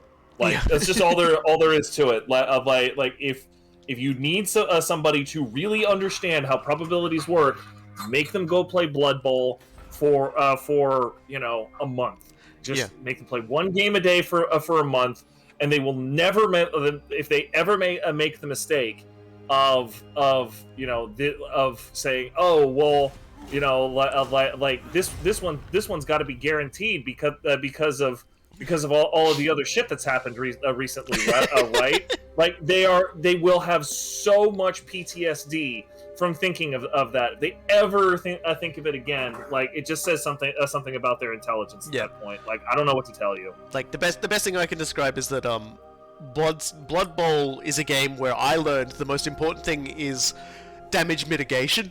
Like, the expectation there will be a catastrophe, and you just gotta do a bunch of things to make sure that you don't reach catastrophe. Like, that's it. Like, just be careful, and the suffering will not happen. Like, that's why I sort of made the comment. One of the silliest things I did was make my first move by a freshly purchased big guy, because if I had rolled double knockdown, that would have ended my turn. I had no block. Rerolls you have to roll to be able to reroll on things like that with big guys, because of like, their loner status or whatever. So it's like, it was probably the worst thing I could have done, but I did anyway, and it was worth it, because it paid off. But it doesn't always pay off. What you reasonably want to do is set everything else up. Do all the safe rolls, all the ones that are, like, the movement that doesn't require a roll. Like, that's the first thing you always do. And you put guys next to the ball before your ball carrier scoops it up, in the off chance it scoops into their hands instead. So you've got more chances for rolls for that sort of thing. So basically, and also that extra person there also means that if someone runs around your line, you've got another body there to protect the ball carrier. So it's, well, it looks like so Malagor took care of the top somebody notes. Destroyed Galbaraz for me. Yeah, that was Malagor. So he's working on his little space. I should probably check that out. Huh? Yeah, for people unfamiliar with the way Beastmen work now, they set up in certain points on the map they can set up a totem pole, and and adjacent regions become blood grounds. And when destroying these places as blood grounds, you build up like basically a ruin stat, and then when you conduct a ritual on that Braystone, depending on how much ruin you've caused, with more points for better built up places and things like that, you get more dread as a reward, and dread is used to get other stuff, like raising your unit caps and things like that, because they don't have upkeep now, which is fine. All right, I think I've got a pretty good anti-dinosaur force here. I'm gonna start heading off to Dino Town. I should really check out those blood grounds, because like the thing is since he set up shop in Agril Midcall, like, he actually is, like, part of the blood ground is Numis, which is my next target. Yeah, and Galbaraz I will eventually have to take as well, because it's got one of my pieces that I need there. I need to go check that out. If I can knock him down now, I really should. I don't want to screw with that because, quite frankly, it sounds really chancy with how I'm set up right now. But I should at least look. Oh dear. Yeah, Minotaur has wild animal as well, so to do anything, you have to, like, firstly to actually do a block, you have to roll a 2+, because he might just go, nah, I'm not listening. But if I was trying to do, like, just a regular movement, it would require 4+, because he's just like, well, no, I want to hit something, I'm crazy, I'm a big mad animal. So you always want to have the Minotaur next to someone so you can beat the crap out of them. Unless you're doing a blitz with them, because they do have horns, so they do more hit when they charge, but generally speaking, you really just want them to be wailing on people. Like, they're just a very big angry wall, and failing wild animal, thankfully, doesn't mean they lose their tackle zone like really stupid does on trolls. That's like the worst, is like when you go to do something with your troll, and your unit just goes, okay, I'm really stupid now, and doesn't help anybody, and you're just sitting there going, my biggest unit just turned into a paperweight. Yep. Bonehead does exactly the same thing. Yeah, it's just like, wow. Like, that's kind of why I I don't like big guys. I don't take big guys whenever I could take big guys. Unless I'm playing something that has wild animal, I will take a wild animal. I will not take stupid, I will not take bonehead. I don't trust it. I don't trust it. Yeah, that's harm minimization for me. Really bad. For me, harm minimization in a team like that is not investing in a big guy and putting one on the field when I could get someone who could actually do stuff. Yeah, okay, they form a really big wall that everyone has to try and get around, but at the same time, to do anything requires the risk that they will be a completely useless thing. It's like having someone kicked off the field for a turn. Yep. Still though, all of this stuff is still chances. I remember one of the, like, there was one particular Let's Play that I did with Something Awful forums, and I played Orcs, and I played the most rock solid orc army that you could put together. I used as many blitzers. I used black orcs. I didn't use a troll, and they were just fucking useless. They were absolutely useless. It became an entire meme over the course of 4 or 5 games that my fucking black orcs and my blitzers could not roll up POW to save their bloody lives. Well, it's funny because you based that team on one of my teams from the tournament, yeah. And they were really good. Yeah, and like it was this entire thing because I named all of the orcs after mechas, and it was fucking great. We had a great time with it, but they were so useless. And so finally, just like halfway through the league, I said screw it. I fired like 2 line orcs and hired a troll and a goblin. And one of the only touchdowns I got with that team was when the goblin picked up the ball and did the 1-turn touchdown of getting thrown by the troll over the top of everybody's head, which is, by the way, something like, I forget exactly. That's it's a miracle. It's a miracle. There's so many rolls involved in it. First, you have to roll that the troll's going to pick the goblin up. Then you got to roll so that the troll doesn't eat the goblin. Then he's going to throw it, and it's actually going to be a successful throw with like crap agility. And then the goblin has to like land and not fall over. Yeah. It's like so many rolls happen one after another, and it's just like it is like terror incarnate trying to watch someone throw. Like, whenever I see someone do it, I'm like, if this works, I'm gonna be mad. But at the same time, if it doesn't work, I'm just gonna be like, why did you do that to yourself? Stop it. Stop hurting yourself. Self-harm. You are definitely hitting yourself. Yeah, I'm just like dead set. I do not trust trolls throwing goblins. Like, I get that it's a real funny gimmick for halfling teams as well, but I could never do it. I just can't do it to myself. I can't do it to myself. I can't do it to the person I'm playing. I feel like I'm wasting their time. There's a reason why ogre teams and halfling teams both are considered basically gimmick teams. Like, they're not good. Which is kind of funny because the team that actually stopped my run to like winning the like actually sort of like wounded my chaos team on the way to like winning was an ogre team.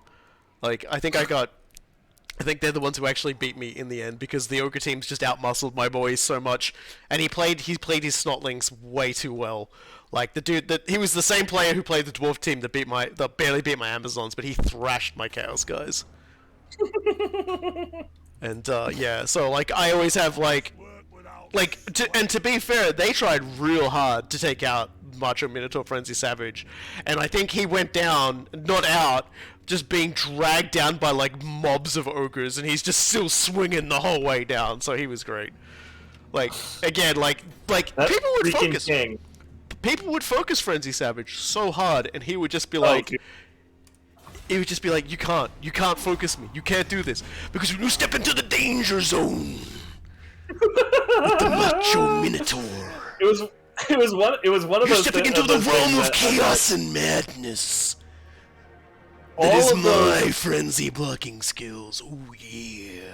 All of those like a big guy with block, like any kind of basher that got +1 strength, anything like that. They just had a big blaring kill me sign on there, which you could exploit like crazy if you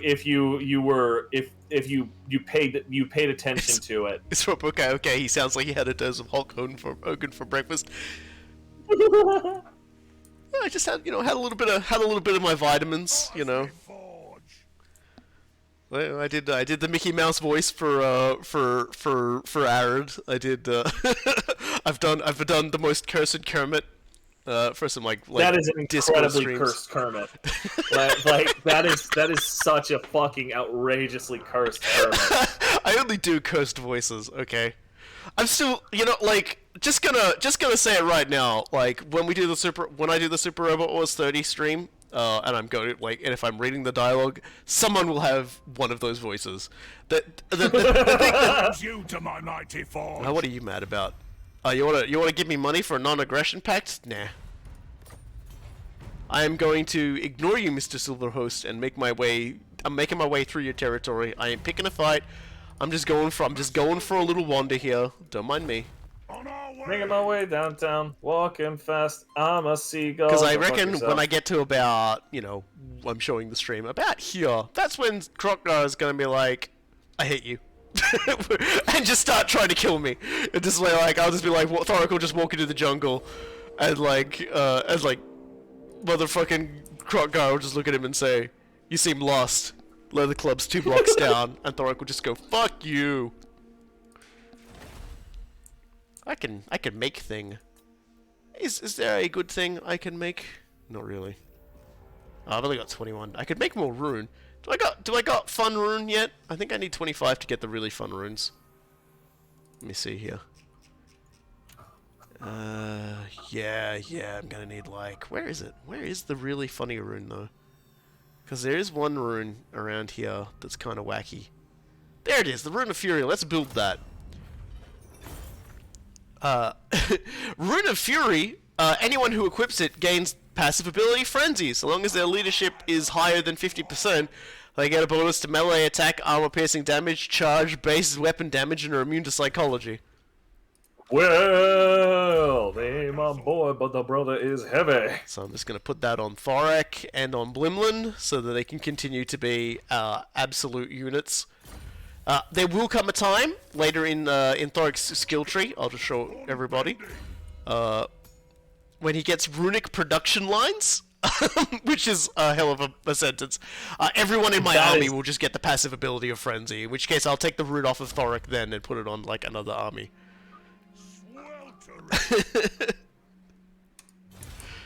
I will say this, one of the characters that you can choose to play as one of the protagonists of Super Robot Wars 30, his first name is literally Edge. So his dialogue's going to sound like this at all times. Your friends make you weak, Sonic. Swear to God. You're the real faker. Faker. I can't engage with that, man. I'm just gonna fucking B-side my brain. What's wrong, Settra?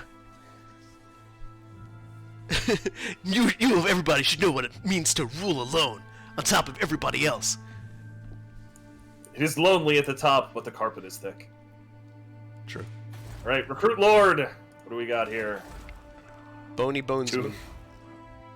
Scavenger, treacherous, Jerk. cunning. Smells his own farts. Yeah. Let's go with Scavenger. Address me as your highness, he says. Yeah, alright, whatever, man. Address me as your hiney. Alright, so... we're gonna want... just basically, he's going to have 2 skeleton archer chariots, and then just like 1,000,000 trash units. Yep, that's all you can do. There you go. But if you put him next to Settra stack, suddenly, basically it's like a tank versus a tank, and then you put a second tank next to one of the tanks, and suddenly it's like, well, okay, their threat profile just went up while the efficiency of the other tank just went down. Yeah, it's like that. It's that's more or less my plan here. Yeah. He's got like 6 turns to raise all of the dudes that he needs. But that'll be the oomph I need to destroy Agrul. It works against literally every single faction in the game except one. Malagor is right there. He's trying to ambush. Yeah, he probably wants to burn down Numa. No, I'm going to... Normally I would be like, hey, free money for Chaos Corruption, but I am kind of like beefing it in terms of my public order over here. So, Charnel Valley, I definitely need to hurry up and construct some stuff. So how are we doing? I'm not quite there yet. One more turn, and then I'm guessing Crocod's gonna try and kill me. Yep, so gonna go a bit up this tree here and get, volley fire. So, cause more ammunition means more dwarf firing, reload time reduction means more firing, more often. You can sort of see Thorek gets a very strong base with the bonuses to Quarrelers and the like, so it's always a good idea to go with it. Quarrelers are such a good friggin' unit to, on the face of it as well, man. Yeah, they're a great early game unit, and Thorek makes them a great late game unit. So it's just like, yeah, why not? Yeah, I have definitely had entire dwarf campaigns that were completely carried by Quarrelers. I mostly play Ungrum, so most of my campaigns are completely carried by Troll Slayers. Yeah, okay, that's fair. But it's also like, Troll Slayers, man. How could they not just like heft them up on their big tattooed backs and win the game? There we go. Oh, I am so very fond of playing Ungrim campaigns. If I wasn't planning on playing a Thorac campaign for stream, when I do solo for this game, I would be playing an Ungrim campaign for everybody and making them just sit through me, just like murdering everything in the Titan Slayers and being like, "What new mechanics?" Although giving a bunch of Troll Slayer units frenzy does sound pretty funny, doesn't it? It does. Like having Troll Slayers with frenzy just sounds ridiculous. Well, actually, I don't think I can give them frenzy because I don't think there's a banner for that. I might have to check that. But I can give them physical resistance boost, which is like 15% physical resistance boost, which is pretty nice. Like you can't knock that. I've actually got some miners with blasting charges as well. in Thorek's army, because I think what I'm gonna need to do is tie down Saurus and then walk the miners behind them and then just throw bombs at them all day. That sounds like a missed opportunity for Jurassic Park. It's just shoving dynamite up a raptor's ass. Just have the clever girl look really fucking confused for a moment before boom. It's like that one scene from the newer ones where he's standing there with all the raptors around him, except like instead of having his arms out trying to stop them, he's just got two sticks of dynamite in his hands, and the raptors aren't facing him. that's where our idea is.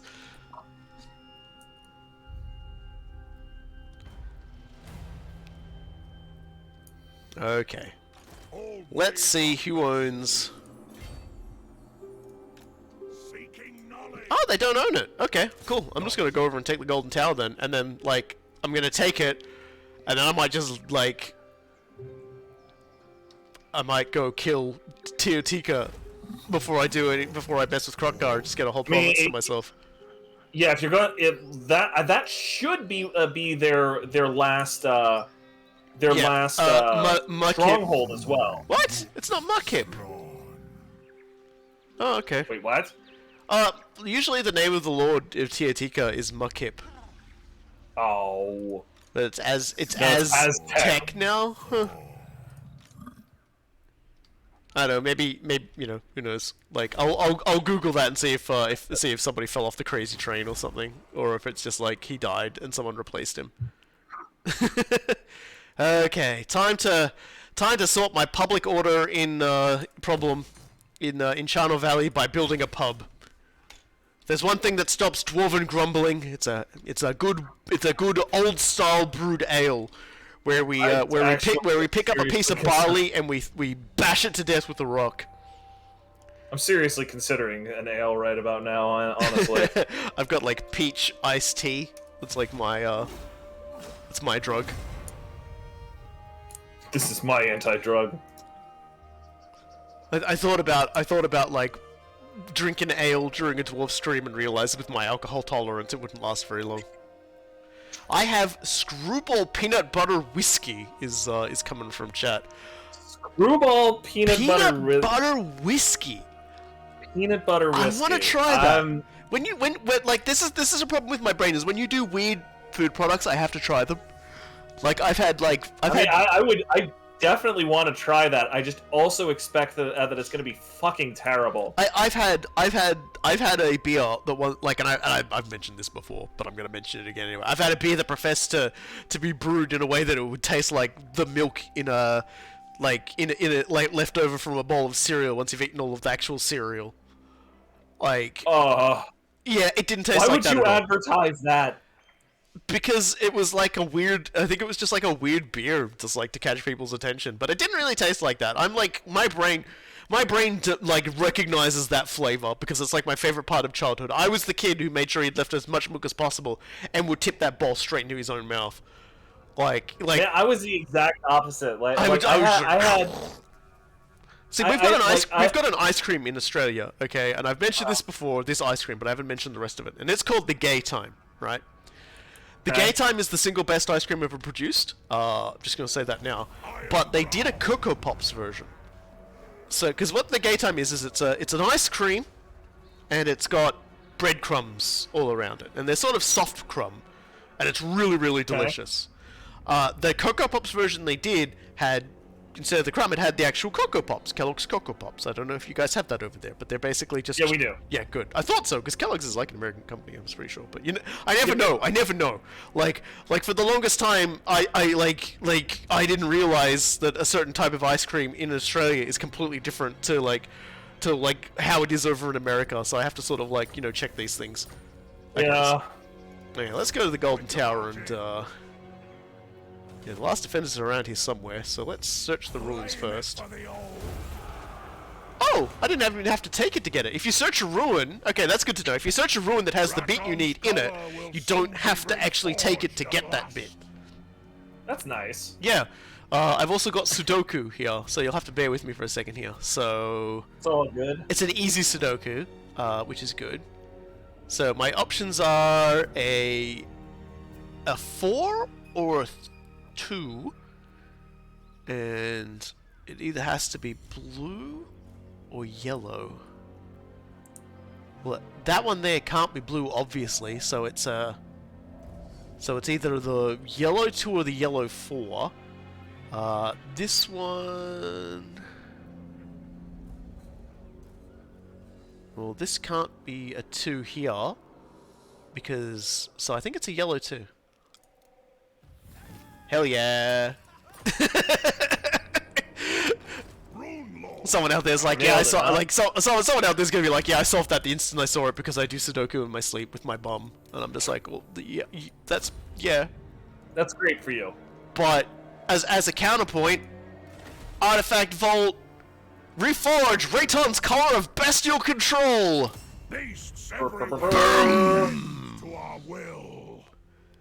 And there we go. We have now gained a 50 Oath Gold. We have actually resolved one of our grudges. And as soon as I am able, I will be able to recruit a Carnosaur for my army. Yowza. So Just get a T-Rex. you wanna hold on to your Jurassic Park memeing for a little bit. It's coming. Blimblin, I'll give Forge Fire because enemies around it will have minus 15 armor. And has Thorek got a he hasn't got an enchanted item yet. Maybe I'll go to the forge and forge him an enchanted item. Let's just go see what we got. We got 4 enchanted items we can choose from. Slayer's Belt, which gives physical resistance. Veteran's Gauntlet, which gives +4 to armor, +3 to melee defense. Ranger's Brooch, which gives speed, stalk, and strider. Or the Miner's Drinking Horn. I'm gonna give him the Slayer's Belt just for the physical resistance. Just make him even harder to wound in combat. Here we go. So there we go. If we're going to be fighting the dinosaurs, I think that's going to be a very important thing to acquire. And I might get a weapon for Blimblin. Let's see what we can build for Blimblin over here. We've got the Miner's Pickaxe, which is what other guys got for weapon piercing damage and bonus versus infantry. I think because again we're going to be facing Krokkar. He might have. I've got plenty of anti-large in my army, so I might just get another Miner's Pickaxe. Just more big pickaxes for more. We're all miners here in the because dwarves they had to back in the old days they had to mine things with toothpicks with little bits of rock on them, and they loved it. They loved doing it. It was like the best thing in the world. And nowadays, with all their fancy drills and things like that, these young beardlings they don't understand the joys of mining, So we're gonna have to teach them that all over again. well, the thing about the Warhammer Sudoku is that that was one of the easy ones. There are harder ones where they give you way less. So Warhammer Sudoku can get trickier, but that was baby Sudoku. The only thing I could say is thank God it wasn't the dial, because we've had enough of me sobbing in real time on streams. Thank you very much. My God, yeah, the dial is one of those things that yes, technically, if you've memorized every single one that's out there, it's not difficult. I get it. So I can't do it. All I can't of you visualize it. Jerks in chat or whatever, you can at me about this. Now it's so easy, and you can do it in your sleep. I'm sure you can. But it was YouTube comments that broke my heart and my butt. Yeah, until you have spent a ridiculous amount of time on that specific minutiae of this specific game. It is one of the most time-consuming, thankless fucking jobs on the planet. My brain couldn't do it. I tried, my brain couldn't do it. Now, okay, so Krokkar hasn't declared war on me yet. It's a good start. Has he declared war on you? Yeah, he's declared war on me. Apparently. On you! I am not calling you in to help. No, that's fine, because I'll go to war with him once I take care of the other guy. He may even declare war on me shortly afterwards. But that's so weird. It's like, he's gonna have to walk through my territory to get to you. So what's he doing? not just my territory, but also a completely unrelated Tomb King's territory. Yeah, that's like, what are you doing with your life? Yeah, he's fucking weird. the incredible adventures of the incredibly weird guy, Krokkar. Okay, well, while he hasn't declared war on me, I'm gonna take the Golden Tower. I'm gonna colonize it. I'm gonna hopefully get my troops to replenish rather quickly. And I'm going to use this opportunity to purchase for myself a dinosaur. So the Yoked Carnosaur is kinda handy, cause it has Frenzy, it's unbreakable, so it does not suffer any form of leadership loss and will never rout. It causes both fear and terror. It's immune to, mountain, swamp, and desert attrition, the usual stuff. But most importantly of all, in with all of those stats, no rampage. One of the biggest problems that a feral Carnosaur can have is rampage, because you lose control of it, and it just starts doing whatever it wants, and starts killing everything around it. And it's kind of rough. It's kind of rough to deal with. And, yeah, we don't have to worry about that with our Carnosaur. So I really love the description, the flavor text for your yoked Carnosaur. First come the vibrations, next the distant sound of destruction. Finally, carnage is unleashed. Good luck. Oh, that is pretty amazing, yeah. Yeah, that's pretty great, actually. Good luck. Yeah, have fun. You have fun with that. Of course, that means now my army's gonna have to like spend a little time rebuilding. See, the Golden Tower is a really good territory to take as well, in part because it has the Golden Tower of the Gods landmark, which has a funny little quirk. On top of the 450 income it generates also a +5 public order, research rate +8%, income from all buildings +25%, all regions in this province, automatically counts for itself. Yo. So it actually gets more than 450. It's just, it gives it, so like whatever 25% of 450 is, it gets that on top. Which, I don't know, because it seems like a weird percentage number. I can tell you what a fifth is. I could punch it into a calculator if I cared, but I don't. Yeah. And Karagorod is now slowly beginning to get its public order stabilizing, so that's good.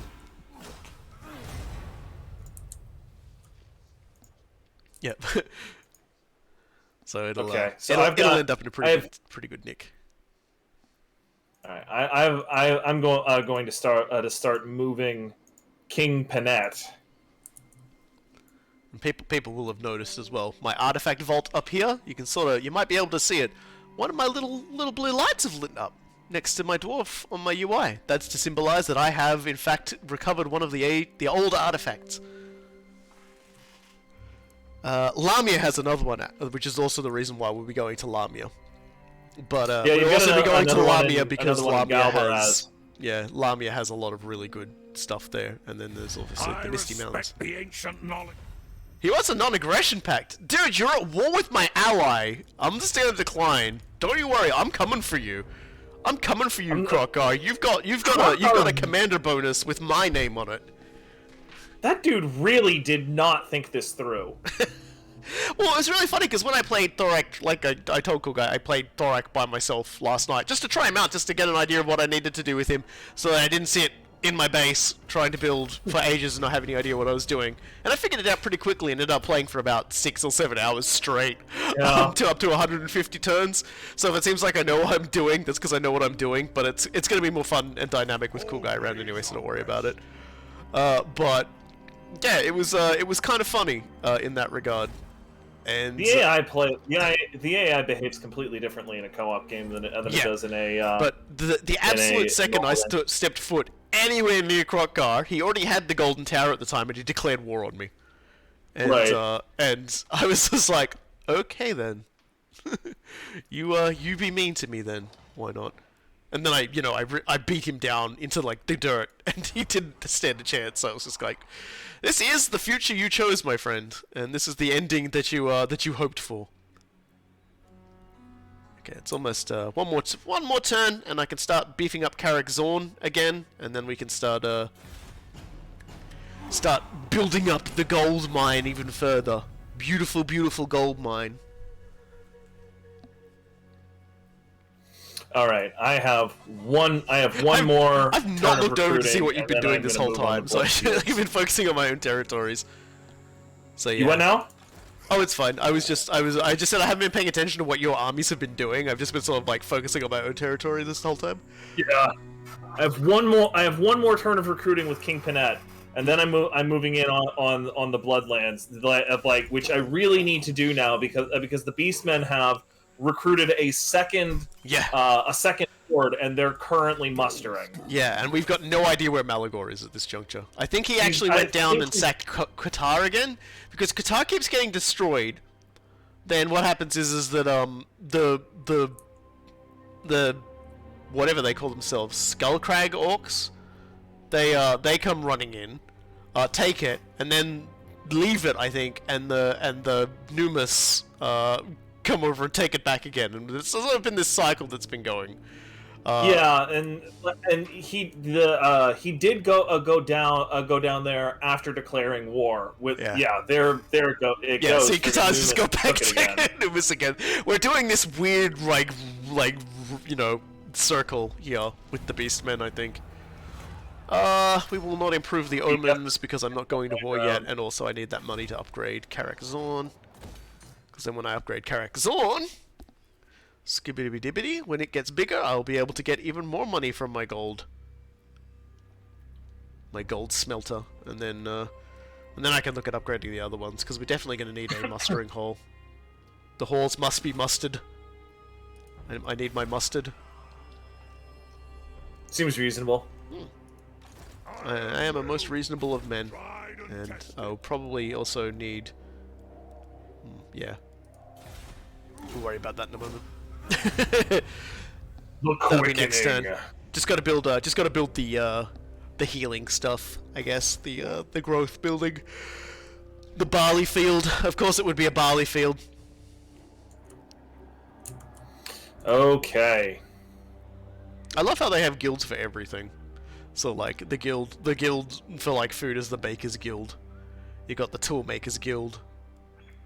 You've got a guild marketplace. We'll definitely be popping a guild marketplace in the Southlands jungle, because that'll further buff the trade for that region. It's just a shame. Not call my allies to help. I'm going to deal with Malagor myself. Yeah, because if I join that fight, I'll be like having to deal with it. He'll probably like try and slide in on Karak Orad, and I'm gonna be very busy headbutting the absolute shite. Do we get to pet bunnies in this game too? This is going to be a Pyrrhic victory, but I'm only going to lose a bunch of skeleton swordsmen that I can ultimately replace. There's no bunnies here, I say, slowly reaching into my giant beard to pet something. You can't have it. Yeah, yeah. Settra the imperishable stacks. And also just look at what we had there. We just had like a bunch of gore herds and some actually difficult cards that they had. I think I got off easy there, if I'm honest. You kicked ass. It's good. You've made the world a little bit safer. All right, so I'm really looking forward to seeing what happens when Settra quaffs a potion of speed before hitting full speed on his before hitting full speed on his chariot. That'd be fucking psycho. I'd love to see that. Maybe if I can get him with a rune of speed. I think I may have hit the wrong button there. Ever played the Rome Total Wars? Oh yes. Rome Total War was how I got into the Total War franchise, the original one back in the day. And I played that game so many times in so many different ways. I like, and then I played Medieval 2 Total War, just endlessly. Like, I bought all the expansions, I played them. I don't think I ever finished a game. I would just play until I got bored and then just start again. Like, but like the thing that always blew my mind about Medieval 2 Total War was how you could just, like, if you played long enough and well enough, the new world would open up, and you could suddenly you could just go conquer America. Like, when that happened, because I didn't know that was a thing you could do in the game. When that happened, and suddenly it's like, hey, there's a new world out there. I was just like, my brain was like, what? And so naturally, I conquered the entirety of North and South America with Scotland.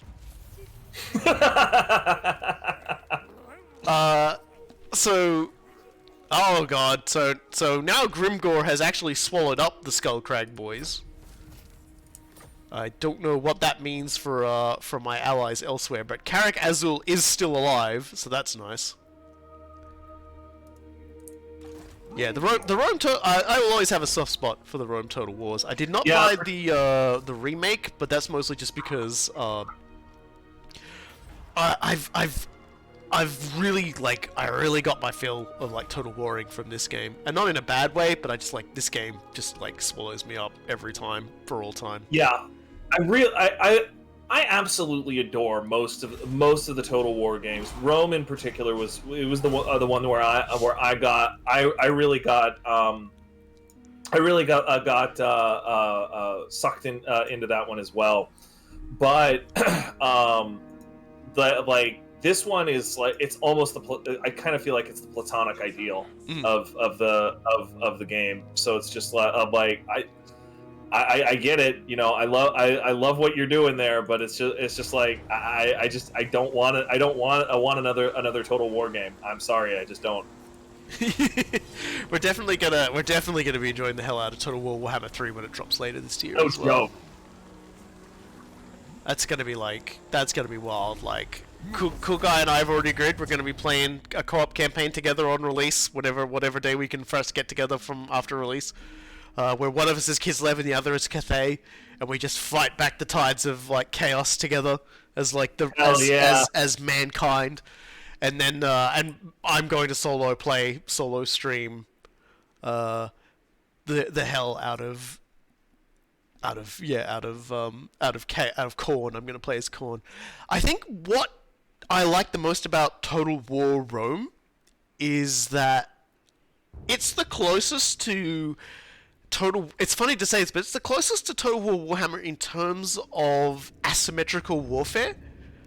In a lot of the other games, I tend to find everyone is fairly similar in a lot of ways. That's like that was particularly bad in medieval. Yeah, so like, and that's okay because you got a few things like Scotland was like I loved Scotland as a faction in medieval too because it was so different. You know, but even then it wasn't that different. It wasn't like orcs and dwarves in this game. Yeah. Like that's just completely like it's 100% different. Whereas when you look at what they did with Rome Total War, and you've got the Roman factions, and the Roman factions are, you know, they're fantastic to fight with and everything like that. And then if you go to play as Gaul, you're like, well, okay, now I've got to deal with those guys, and I've got like, you know, I've got a different makeup of forces. Mm-hmm. But then you go to Germania, and you've got dudes who've got like women standing behind screaming for like leadership debuffs of the enemies and stuff like that. And then there was I don't even remember which faction it is. Was it Britannia that has the limestone head slingers? The guys who just throw like shrunken heads with limestone at the enemy. It was like these barbarian factions were not too different, but they were different enough to be interesting. And I think, and then you got like Greece and Macedonia and all these other factions that were similar, but different enough. And then you went to Egypt, which was just like Khemri. Egypt was hilarious in Rome Total War because it was so I think it was like everyone's like complains about it. Apparently, it was very ahistorical. It's like they didn't have a million chariots, like, you know, like it wasn't like this at all. And it was just like, who cares? Who cares? Yeah, seriously. This is I always think of the one comic where you know, Creative Assembly announced that in Rome 2 Total War they were doing Pontius, and there was that one comic that was just like a kid telling his dad, and his dad just starts to yell, "I don't want to play as fucking Pontius," so he just jumps leaps out the window and starts running away, screaming, and he's never heard from him again. It's just like every time I see somebody say, "Well, this wasn't historical," I'm just like, I get it. You don't want to play as fucking Pontius. Yeah, it's like the bear complaints about Kislev coming up, going, "Oh, it's a bit Flanderization." I'm just like, I don't even know what that means. To me, Flanders is Flanders is the guy from The Simpsons. And it says, "Oakley dokley doo." So when you've got a whole bunch of bears and people riding bears, I go, "Oakley dokley doo. Let's kill people with bears." It's like, and then people go, "Well, I can't actually have a coherent discussion with you about these sorts of things ever." And I'm like, "No, you can't. I'm sorry." No, like, because we're interested in having fun, and you're interested in no longer having fun. So shut up. They just hit them with the fish. Shut the fuck up. Yeah. There's nothing more to be said here. Let me see here. Yeah, isn't all of Warhammer just Flanderization from start to end? Yeah, I think people were secretly hoping that Kislev would just be like, "Hey, here's like, you know, Prussia, like, you know, Cossacks, all that sort of thing. We're just gonna grab all these and that's your faction. And there's some ice witches. It's cool. Have fun. Bye." And it's just like, okay, bye. But they've just gone, well, I can see why they've done it, because they're going up against demon factions, right? And demon factions don't do small things. They've got like you look at what some of the general options for the only like revealed Chaos faction so far is Khorne. Their leader is a giant monster, Scarbrand. They can take blood. Like he's like the biggest, meanest, dumbest bloodthirster that's ever existed. He was so stupid he took a swing at Khorne. And you can get other bloodthirsters as generals. And you look at Kislev, and it's like, oh, well, we ride horses and we cast magic, and it's like, no, give those guys a giant bear. I don't care. Let them ride a giant bear. Give them a monster that's a giant bear made of ice. Done. Cool. I'm cool with that. It's like, I don't care if everyone rides bears. Everyone can ride bears. There was literally a guy in Kislev who had a bear as a buddy. So they're building upon that. I understand it was originally something that didn't happen that often, but they also had circus dancing bears. So like Warhammer RPG, bears weren't an uncommon thing in Kislev. Like dancing bears were a thing.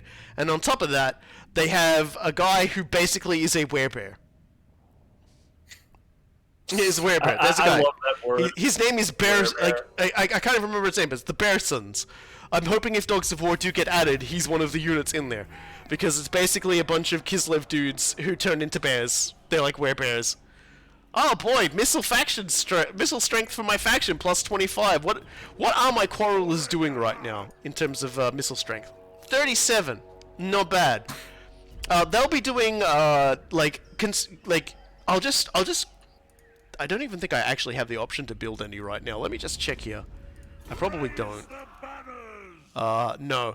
That's more than what a Thunderer would do right now. I was gonna say, isn't that more than a gun? That is more than a gun. I have now got crossbows that do more damage than guns. And now we're going to go beat up Teotika, who I will not call you in to help because obviously we don't. It's not necessary. No, yeah, you're just gonna crush this asshole. Well. First, actually, no. He's got a full card. Never mind. He's got a full card, and he's also like, it's a siege. So I'm going to siege him down, because if I tried to auto-resolve it, everyone would die. Yeah, but that's because of the walls. That's because he's got pretty high walls. If he actually tried to run that stack out to fight me, it might not go so well. We'll see. If the game says I'm going to get murdered by that, I will run away, like the absolute coward I am. Can Cathay just be Dynasty Warriors then? Well, Cathay has a lot of really wild stuff already in the lore.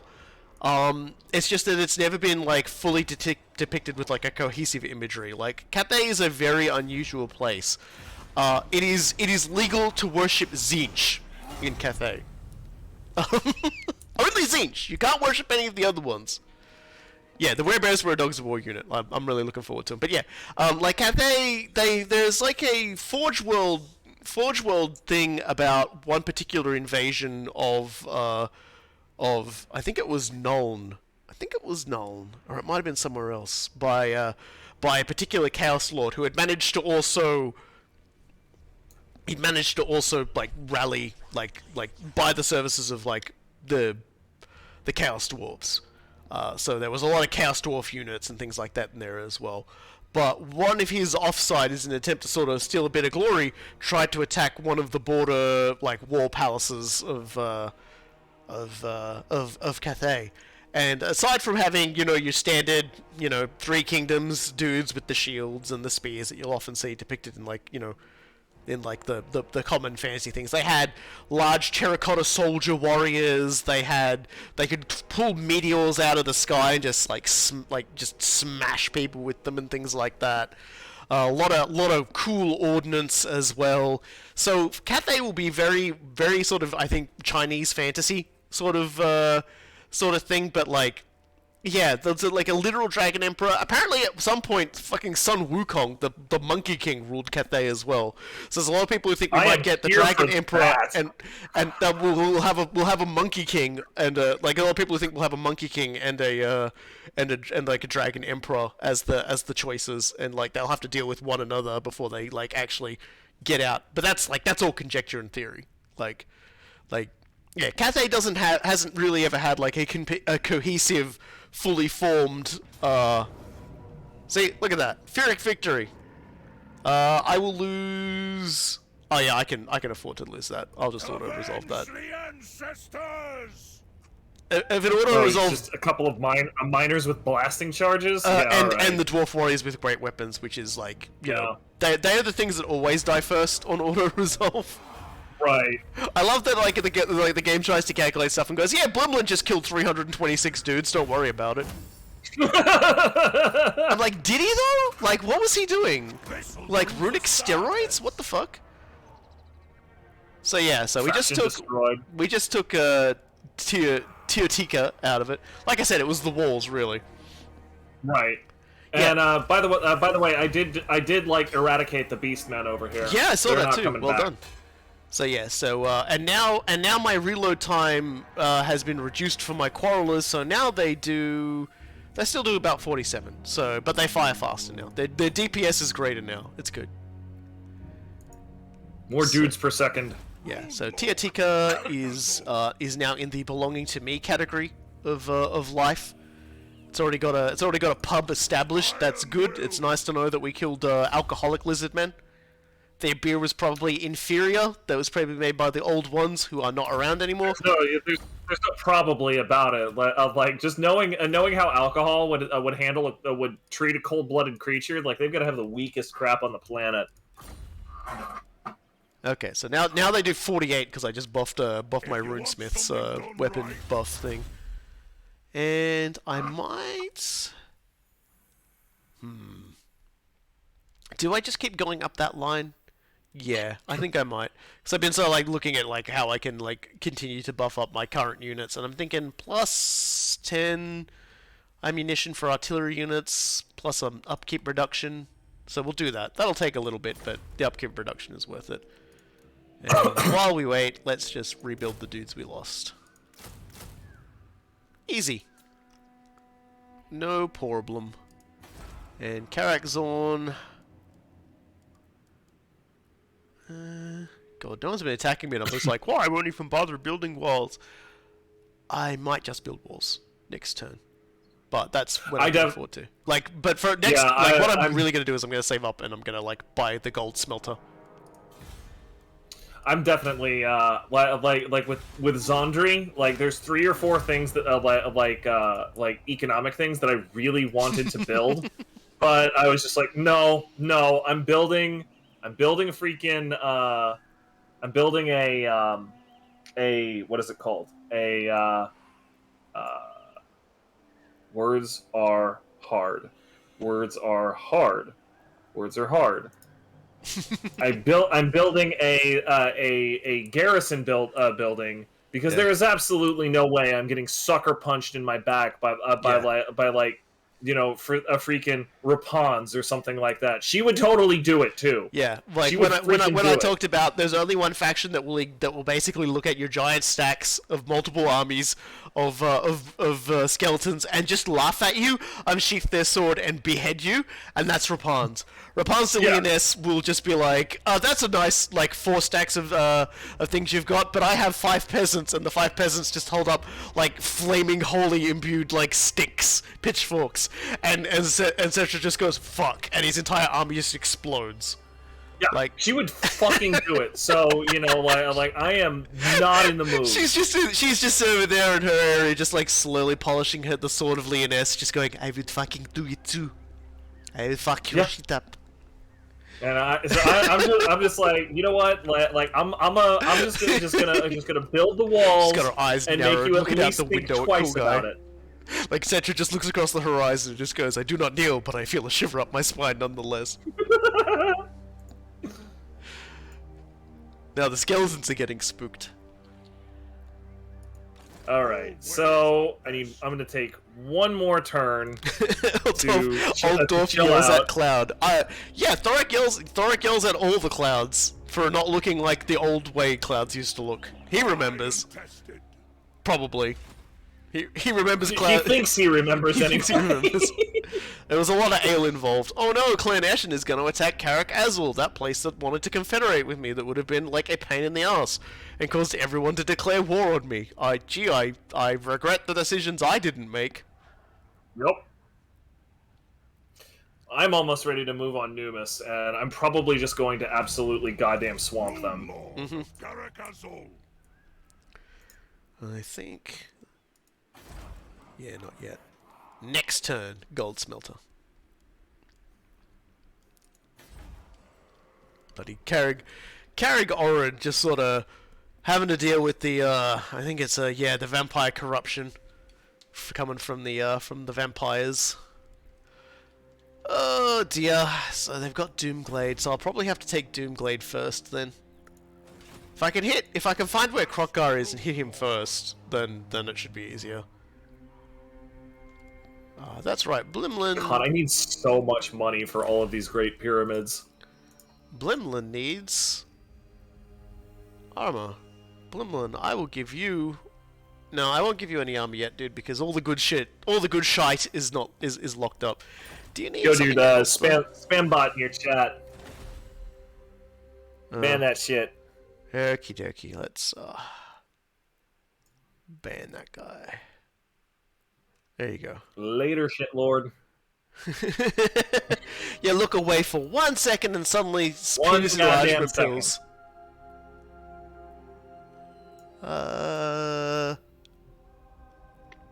Let's give a veteran's flask to Blimlin. Let's give him a little bit of rune booze. I mean, it's like everyone talking about dwarves yelling at clouds. One of my favorite pieces of dialogue is someone asking in like Warhammer, like sorry, not Warhammer, in if we really have the Featherfoe talk, I might as well take that. I don't think there's any flying units around, but someone asking a character in Final Fantasy XIV, like, what are the side content things, what you know about rain, and you can simply respond with, it's an elegant conspiracy.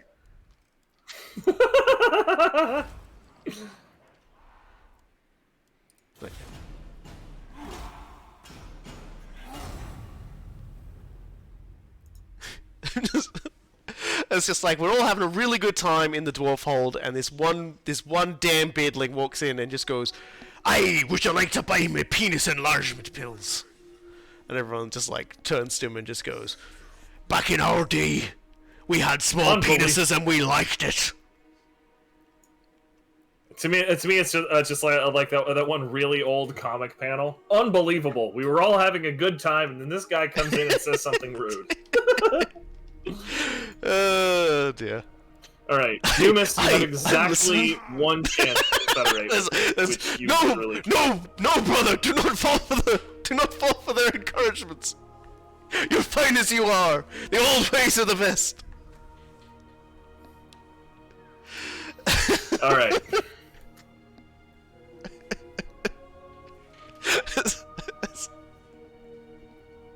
Oh, God, to get all of the, I was just looking at what it takes to get all of the books of Nagash back, and it's just like, hey, go sack Altdorf. Oh yeah, right. That's the thing too, isn't it? Is you got to go around across the fucking globe to get all the books back, so that you could then like try and open up the pyramid of Nagash. Obviously, when you play co-op, that don't matter. None of that matters because this is what we got to do. Between you and your co-op partners, raise and conquer at least 140 different settlements.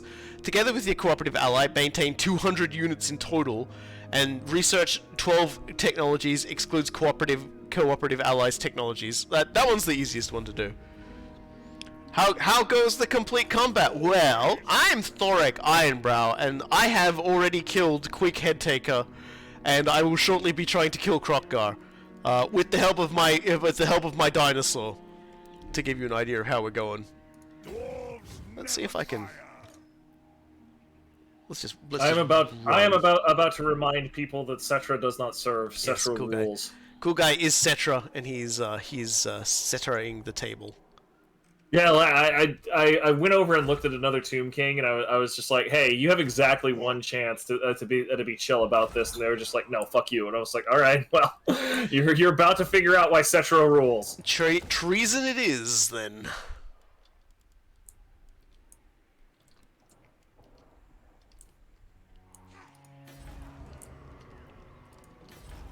Yeah, I think that's everything.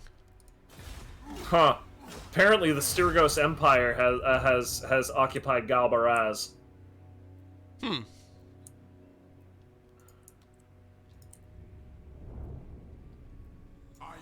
yeah, look at that. Well, I guess Galvaraz has become a spooky tomb again. Alright, so there is a full stack on Numis, but I have 2 full stacks! Yeah. So you know, even if you can't immediately take it, you can probably just besiege it down. Right. It's kind of funny. Quick turn. I'm actually kind of fine with this. What do you want, Krokgar? To apologize? Yeah, he wants to pay me 600 for a peace treaty, which honestly I'm fine with. Yeah, Like I'll take the money. You never had to fight him at any point. I think he's realized what's coming. I think he's Krokgar is just sitting there at a table, and his cup has just got this ripple going in it.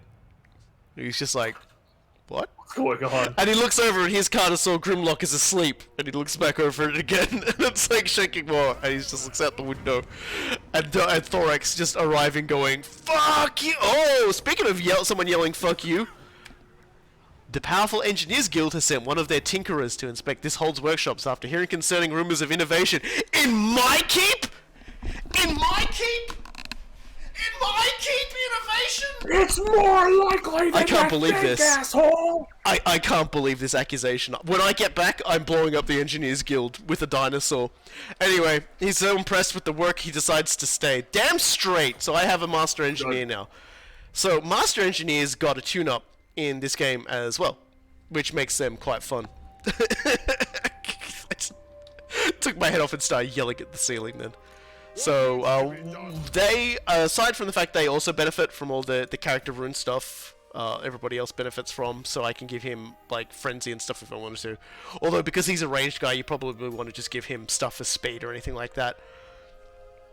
He can now, replenish, unit ammunition. He has an ability called Restock, the same as the Restock ability for the Vampire Coast, and he can buff it up so he gets more uses. Yeah, it's Okri Oleg, so I don't think it's cousin Okri, I think it's just Okri. Some guy named Okri.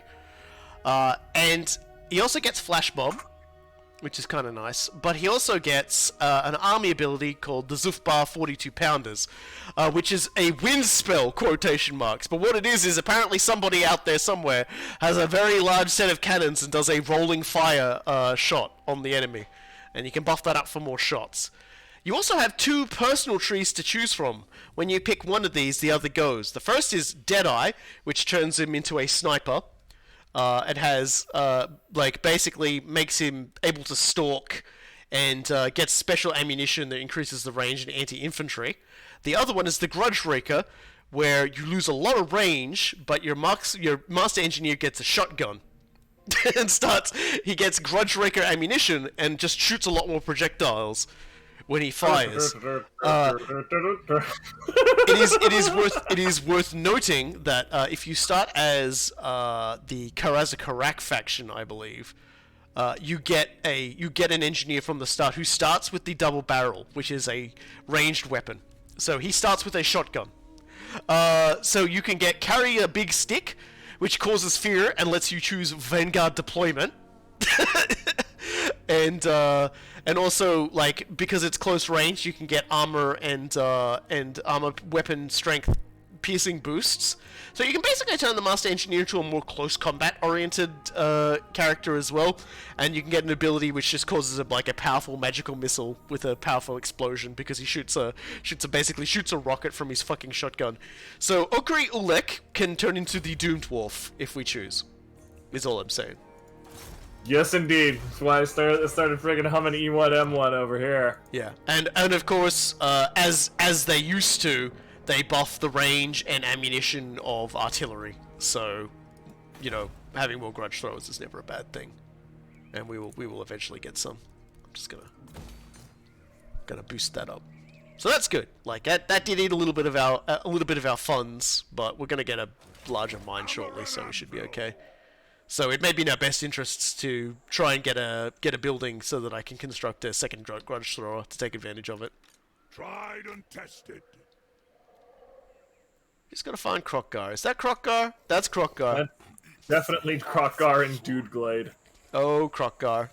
Oh, Krokgar. I am coming. I'm swiggity. I am coming for that dino booty.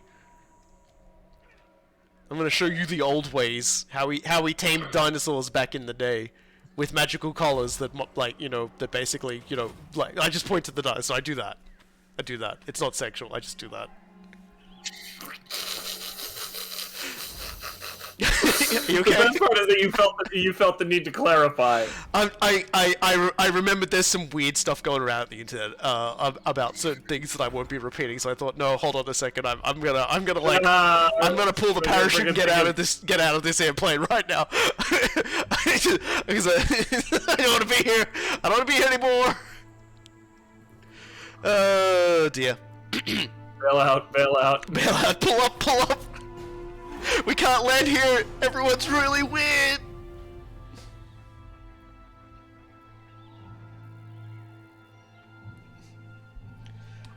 Honestly, the best way to tame a dinosaur is to just get Jeff Goldblum to tell it must go faster, must go faster. I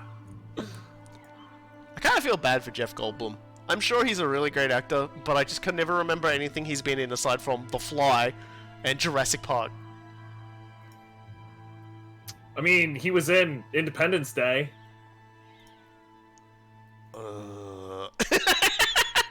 That's right. That's right. Just saying. Like there was an entire thing where like he was apparently supposed to be the star of Independence Day, and the makers pushed really hard because they wanted Will Smith instead. I'm just turning to Jeff Goldblum from across the universe and being like, "Did your agent hate you?" Like what? I'm sure he enjoyed all the things he was in, and The Fly is a good movie. So, what's up? That might say a bit more about me than anything else, but it's just like, holy crap! Like I am getting off easy on this auto resolve. Of course. Like I'm getting off really easy here. Watch this shit. It's hard not to just like over like early game for Tomb Kings to just not want to like do that because your armies suck ass, and you quite literally are just going to be watching big blocks of spearmen just run into each other. It's like that's the early game like Total War like experience there, like is basically just spearmen running into each other.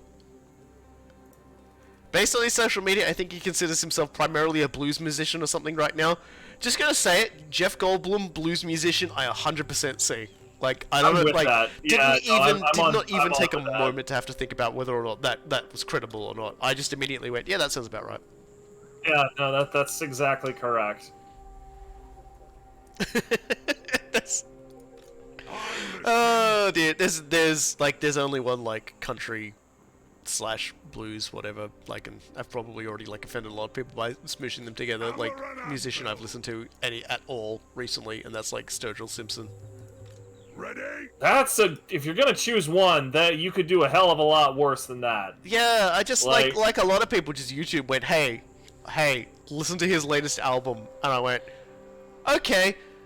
And so I listened to A Good Look, because that was the one that was getting real pushed, because he like basically made a Netflix movie out of his entire album, an anime Netflix movie, which is just like my brain was just like leaking out my ears when I read that, and I was just but I listened to a good Look, and I was just like, this is a line dancing song, and I like it. What? And it was just you could just hear my brain just like all over the floor. that's kind of the reason why I say he's a good one to go with, simply because I mean, this is coming from somebody who grew up on the blues. I love the blues. The blues have gotten me through so many hard times in my life because like, again, weirdly enough, the sadder a song is, like the better I feel after I've listened to the blues. Like it's weird, but it is what it is. It's a way to just get them, like, everyone feels better after a good cry. So sometimes you just gotta have a man cry. Like, the blues have a very special place in my heart. I just want that clear when I say this next thing. Like, there hasn't been anything fucking interesting happening with the style of the blues for like 30 or 40 fucking years. You know, it has been incredibly static, which is just sad. A lot of it is in the same sort of stasis that a lot of jazz circles are in. And again, I love jazz. I'm from Kansas City. You can't be a music fan in Kansas City without loving jazz. Like we gave birth to the bop movement. Charlie Parker was our boy, you know. But there's still just like this ongoing idea in the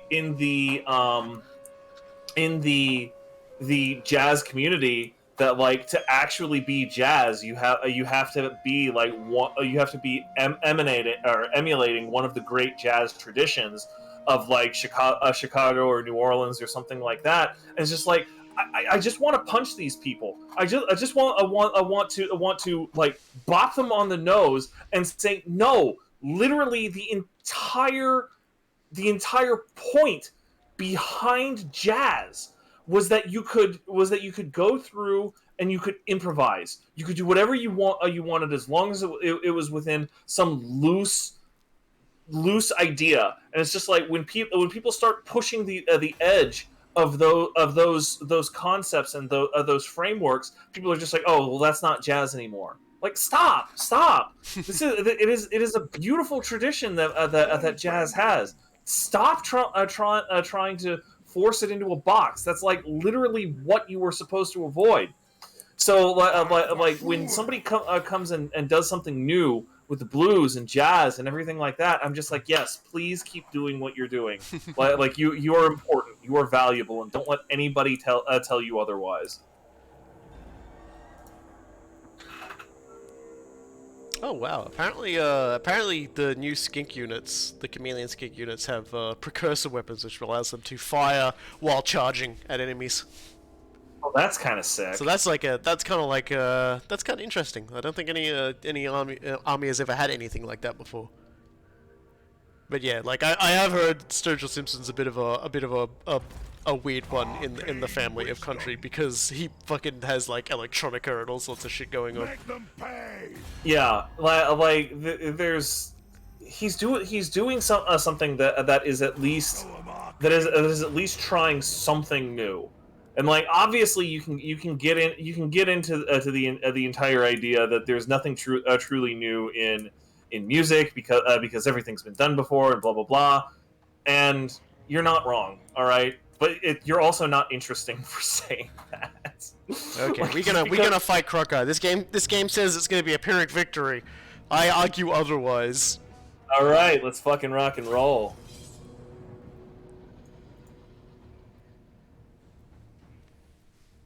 Especially when I rip out my rune stick. That's not my penis. Sorry. I heard it as boomstick. Honestly, like you said. I said rune stick. But I was like, I'm just looking over at Crocker, and he's just like, is that like? Because you were talking about some other weird stuff there before. And I'm like, no. Okay, so as before, I'm gonna give you some fun stuff to play with. Bada booey. There we go, and I'll control the front line. Oh Jesus! You gave me the Carnosaur. Of course I gave you the Carnosaur. I'm keeping the bombs. Right. If I'm keeping the bombs, you get the Carnosaur. Okay, so they are going to come straight down our fucking throats. Yeah, that's definitely how they do. Because like we have both the high ground and the grudge throwers. So gonna go do some stuff with that. Quarrelers, give me Quarrelers. And then Blimlin, and then Carnosaur. Alright, Carnosaur, I'm going to use this cavalry. Yeah. I'm going to hide my miners a little bit back. I actually need to be back in just 2 seconds. My phone is almost dead, so I need to plug it in. Yeah, no worries. Yeah, so my plan, guys, is they're going to come straight at us, like that. Like that. And we're just gonna blow them up. And they're big triceratops. They got big old Donny sorry meanie boy here. Giant Slayers are gonna kill him. See, I got my Giant Slayers over there. They're gonna do the killing over there. And if his sassy motherfucking cavalry over here try to charge in, my longbeards are on that side to take care of him. And then everything else I'm going to throw bombs at. Bombs solve all sorts of problems. Yep, so you just let me know when you're ready. Alright, I should... Where's Blimlin? Blimlin needs I to would be recommend further bringing forward. up the grudge thrower a bit closer as well. Because I can virtually guarantee you they're going to try and run behind us with the Cold One Riders and try and kill you. Okay. And so if they're a bit further back, that'll be good. I've got great weapon boys, just like on the backfield, ready just in case. They can turn and fight whichever way it goes. But yeah, so I do intend to use the quarrelers to pick off the cold ones. yeah, we just if they get into combat, they can be pretty annoying because they are being ridden by Saurus. But none of these. See, this is the thing is like the game's like, oh yeah, like these guys, you're gonna do badly against them, and it's just like I don't know, like yeah, they got shields, don't agree. but like these guys don't. The rest of them do.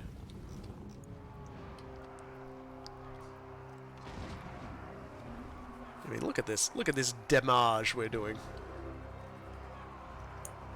I pointed to the grudge throwers at the spear riders.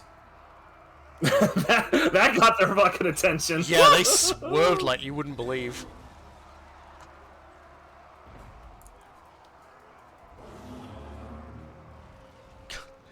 I think the Carnosaur's probably going to end up having to fight them.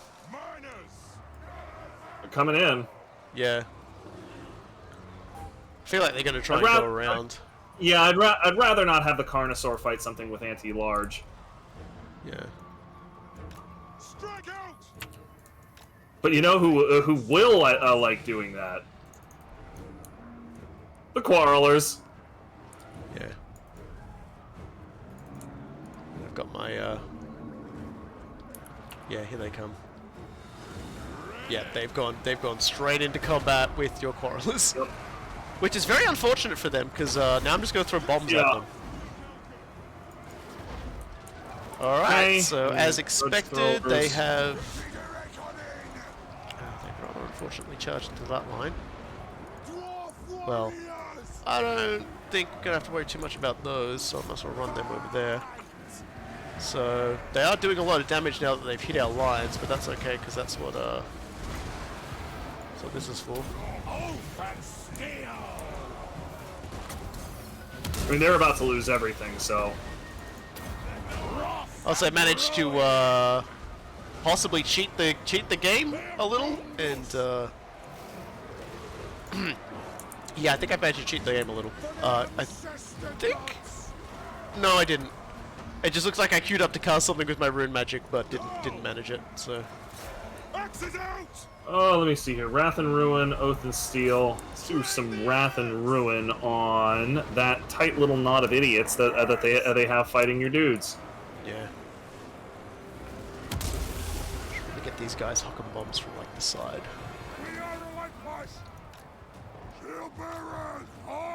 Okay, you're just being weird now. Yep, I've got the Quarrelers taking advantage of the Carnosaur's distraction as well. Cool. Okay, so you guys will probably want to move up and then around. And you're probably going to want to move over here and beat the shit out of Coolguye, because he's a problem. They're breaking. Yeah, we're chewing through them. We'll see if I lose any units, because that was the big thing. It was just like Pyrrhic victory, and I was like, I don't think so. Okay, so those guys run out of bombs. Those guys run out of bombs.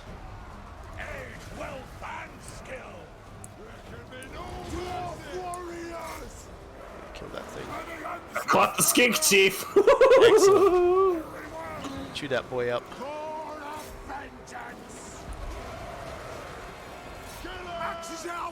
The good thing about the Saurus units is they will generally not break until they can't stay, so they will usually, like, when they're done, they're done. Yeah, Thorak's gotten into combat with old Crocky boy, and it has not gone well for him. Hearth and home. Let's cast some armor boosting stuff for everybody. There we go. Yeah, Krokgar has met, like, I didn't even think it was possible for Krokgar to beat his match in melee like this.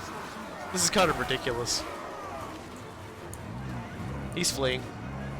He actually took so much damage right then. Stegodon is about to go down. So he's also a little bit exhausted, so maybe Thorek can catch him. Nah, looks like Thorek's just about to run out of puff, unfortunately.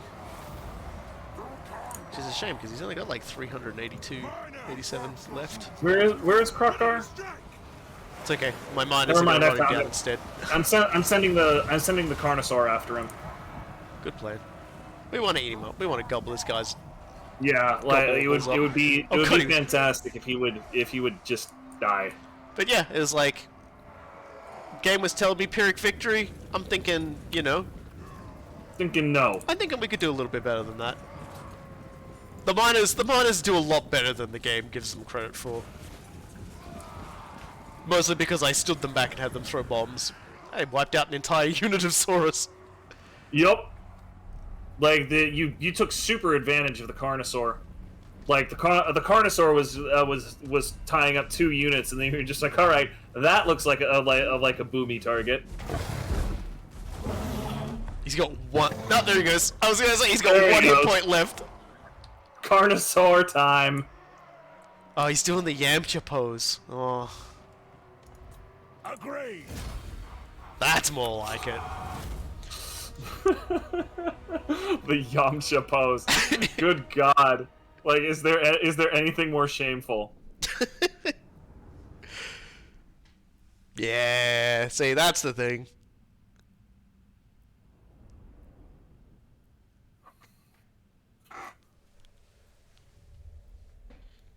Yeah, Krokgar was doing a little bit of damage, and then Thorek just walked up to him and just went BAM! And just like his health just started evaporating, and it was just like Krokgar just looked over and said, "Aren't you a caster lord?" And Thorek just went, "In the old days, caster lords had muscles like this." And he just flexes those big bare arms, and just like, he goes, "And don't call them guns, they're quarrel crossbows."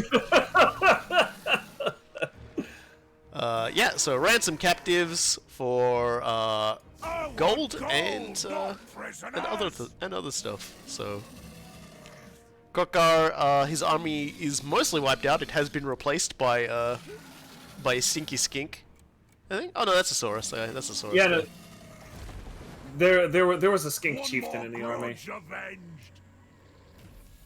Oh, right. Yeah. So now I get an extra +2 to public order and regions. I mean, and more melee defense. Thorek's just like, I don't know, man. I'm starting to think Thorek. Oh, dude. Look at Thorek for a second. Make sure you moused over him. You moused over him.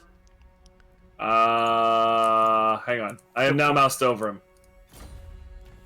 Boom! Anvil of Doom. God, I've always loved those dwarven thrones that are just held by more dwarves. The Anvil of Doom, for those wondering, is it's essentially a platform that has a very large anvil on it with a very specific rune on it that, when struck, does specific horrible, nasty things to the enemy. The Anvil of Doom for let's see if I've got it here somewhere. If it'll actually say it here. It probably will not show. We'll probably have to do it in battle. It causes fear when he strikes it. And when I say it causes fear, I mean every single dwarven unit in your army causes fear when he strikes it. Jesus. Basically, you goddamn well hope that you're an undead army or something like that at that point. Oh, whoops! I accidentally hit spectate. That's okay. The miners might actually take less damage this way. Yeah.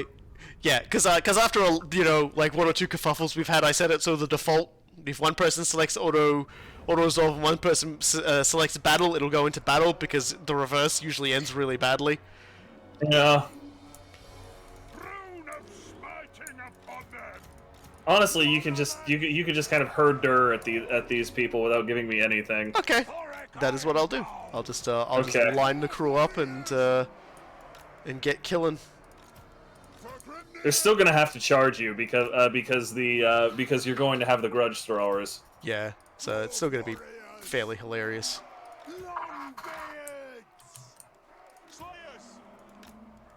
Yes. For the ancestors. Right, they're gonna hit combat, and then I'm just gonna like whomp the anvil of doom.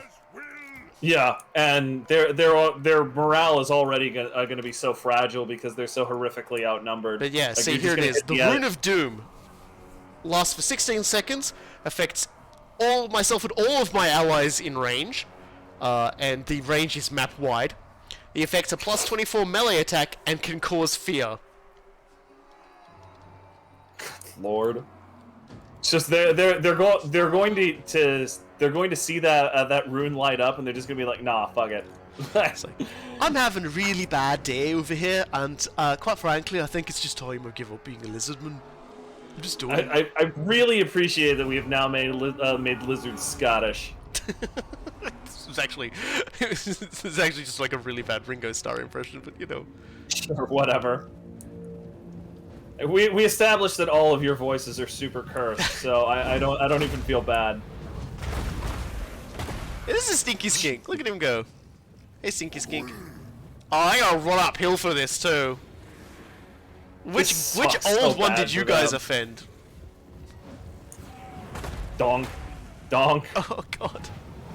Like that one unit of Saurus warriors just getting their asses kicked. How close do they gotta be? Like, Jesus very close. Christ. It's like, it's cruel.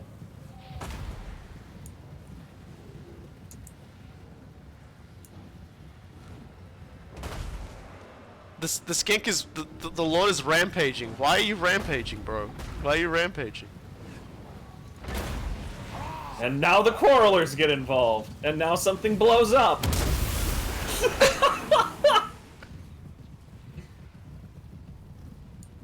And he done. Shattered. So there's the That skink chief takes one volley and is just like, "Yep, I'm pretty sure I'm fucked." do do.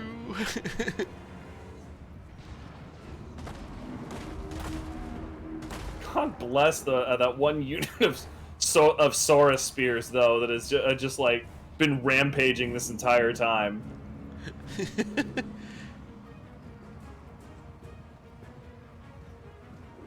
Oh my god. And donk. And now we cause fear.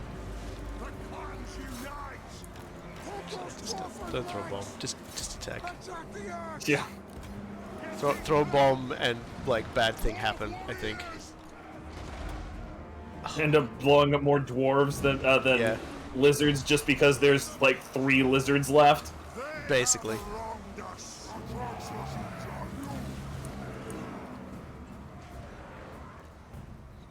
All right, later, guys. They didn't even get to the front line on that side. Thorek just went, yeah, hi. Alright, see you guys later. Okay, maybe I won't see you guys later. I definitely won't be seeing that guy later. God, the grudge throwers still. The crew of that grudge thrower is having the best time of their fucking lives. Oh god, there's another unit of them. Alright, end battle. Yeah. Coolguye said your voices are cursed, you must now do the Mickey Mouse voice with him. I've heard the Mickey Mouse voice. I was there when he was doing it originally. I was just not speaking there very much because he was quiet. It was another day that I was really want me to come tired. over and say, hey, Coolguye. Jesus. You're a little quiet over there, I think. You got something you want to say, huh? Something about me playing Aaron, huh? Want to get over here and say that to my face?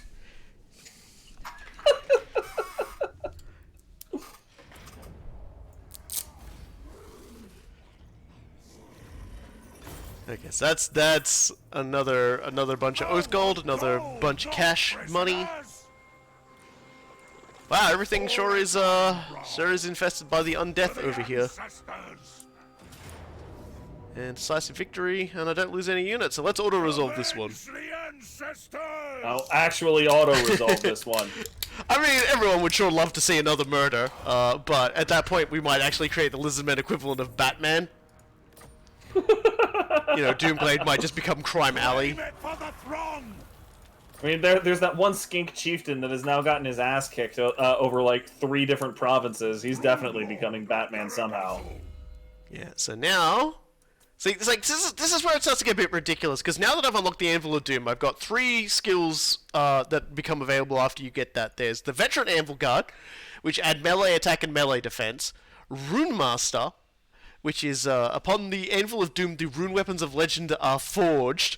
Miscast base chance, minus 15%. Shared cooldown, minus 15% for all master rune magic, which I will probably get first.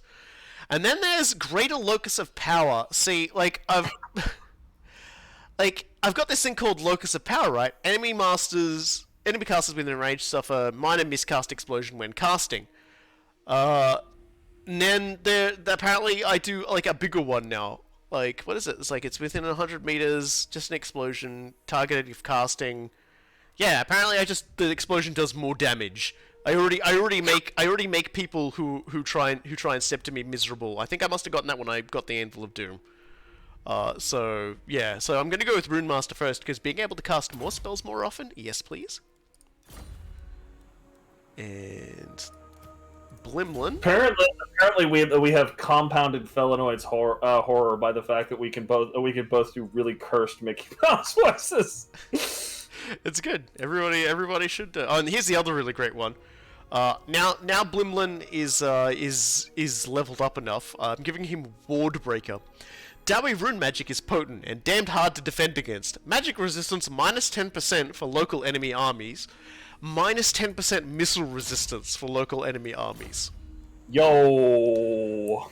So, like, I'm just there are no words to properly encapsulate the absolute ass boxing that is like gonna keep happening to these poor suckers. The Golden Tower is ready to be updated.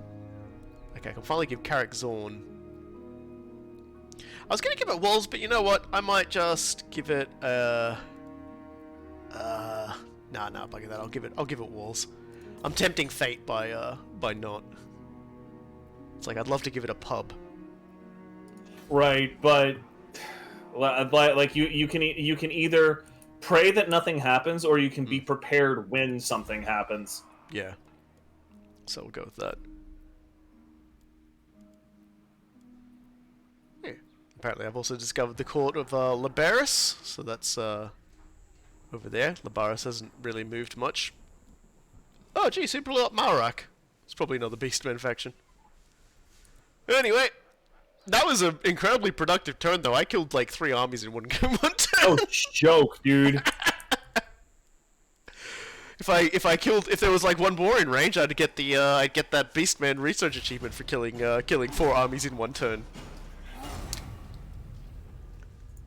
And while you do your thing, I might just go to the bathroom real quick. Yeah, I won't be too long. Yeah, no worries.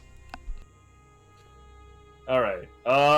Yeah, they wanted me to go to war with the Sentinels, and so the Sentinels, like the only thing that they hold is the Black Pyramid of Nagash, but the Black Pyramid of Nagash has one of the strongest defensive powers or defensive stacks in the game. And they also have like a full card, or a full set of cards on top of it. So I was just like, no, I'm just not going to do that. And you can eat my dick if you think I'm going to. So now Numis has exactly one place left. They are, holy crap, yeah, they are desperately trying to get their shit together. Fortunately, like I'm basically just going to be able to hit their weak flank on the north here, and it's going to be the same friggin' song that RoboKy and I have played against a whole bunch of other jerks in the past, but unfortunately, that's going to need to be next turn. Because I'm Tomb Kings and I can't walk very far.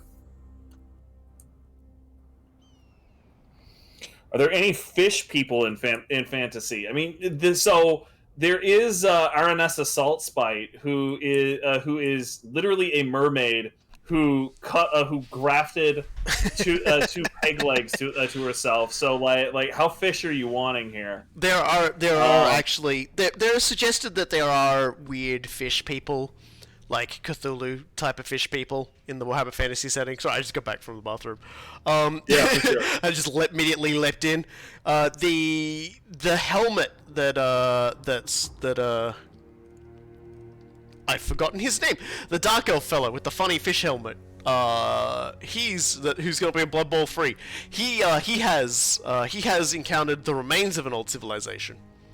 Age of Sigmar actually has mer elves. And they're apparently a pretty fun faction. If only because quick. What do you plan to do with Karak Azul? Because they're asking me for a non-aggression pact. Oh yeah, Karak Azul are fine. Like, okay. all dwarves are cool people. Love all dwarves. Right, Don't you worry about that. I'm gonna. If I don't, I'm gonna basically say technically Karak Azul is where Thorek is from. Doomblade Crater of the What Walking the fuck? Dead. You got Malice Darkblade up in your business, bro. Yeah. Oh, he's. Oh god, he just destroyed the Court of Labaris. So he's actually raising that entire region for me. If you want something done right, I'll let him do it. tried and You know, he's a tough taskmaster. I'll give him that.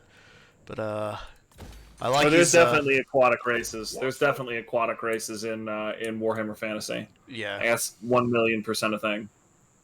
Yeah, they're definitely a concept. Let's get ourselves out of Brindarak. Amaranth. dies easily territory and get ourselves into heals easily territory. So the Golden Tower will be up and running shortly. The gold mine is one more turn. I just realized, like, friggin' Numis has 2 stacks over here, and one of them is doing their buried underneath the sands thing, which I think means they can't reinforce because they cannot move. They can have no buried under the sand. Let me just check that. They can't move, but they can reinforce, and their entire army has Vanguard deployment. Yeah, their entire army does, but I guess when they're reinforcing, that probably wouldn't matter. Yeah, that doesn't matter. Okay. Hopefully they wouldn't have Sand Veil when they're reinforcing as well. Do I got any? No, I still got the same old in terms of gear. I could probably get something useful for. Yeah, let's get the Runes of Luck. Give some of my dwarves ward saves. How's he coming along anyway? He's got to be almost here, hasn't he? Or did he step into my army when I wasn't looking? No, Okri's still long distance traveling. I'll give him the Rune of Luck. And I will give Thorek Ironbrow a Rune of Luck as well. Little ward save. Yo, where the fuck is all of the vampiric corruption coming from in your area, man? Well, it was coming from Lamia Marek. It's still coming from Settra. There's a faction called the Silver Host. Oh, the Silver Host is the vampiric faction. It's a I didn't vampire recognize that faction. right off. Yeah. All right. It looks like they might have pissed Malice off, and he's picking them off right now.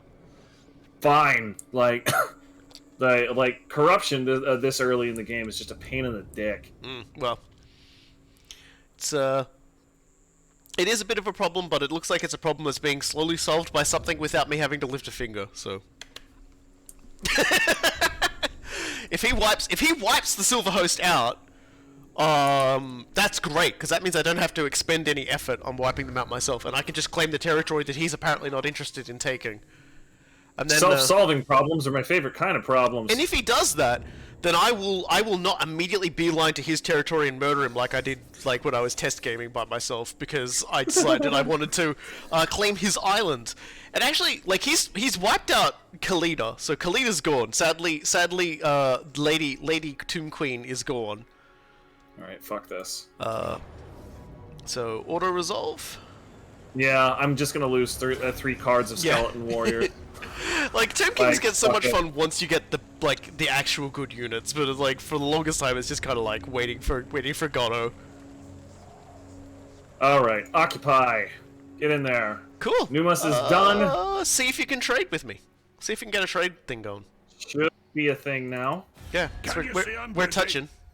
The Trade rules wait for no agreement. one. There we go. Can you see I'm busy? Fantastic. Yeah, there we go. That's a little bit of extra money for us.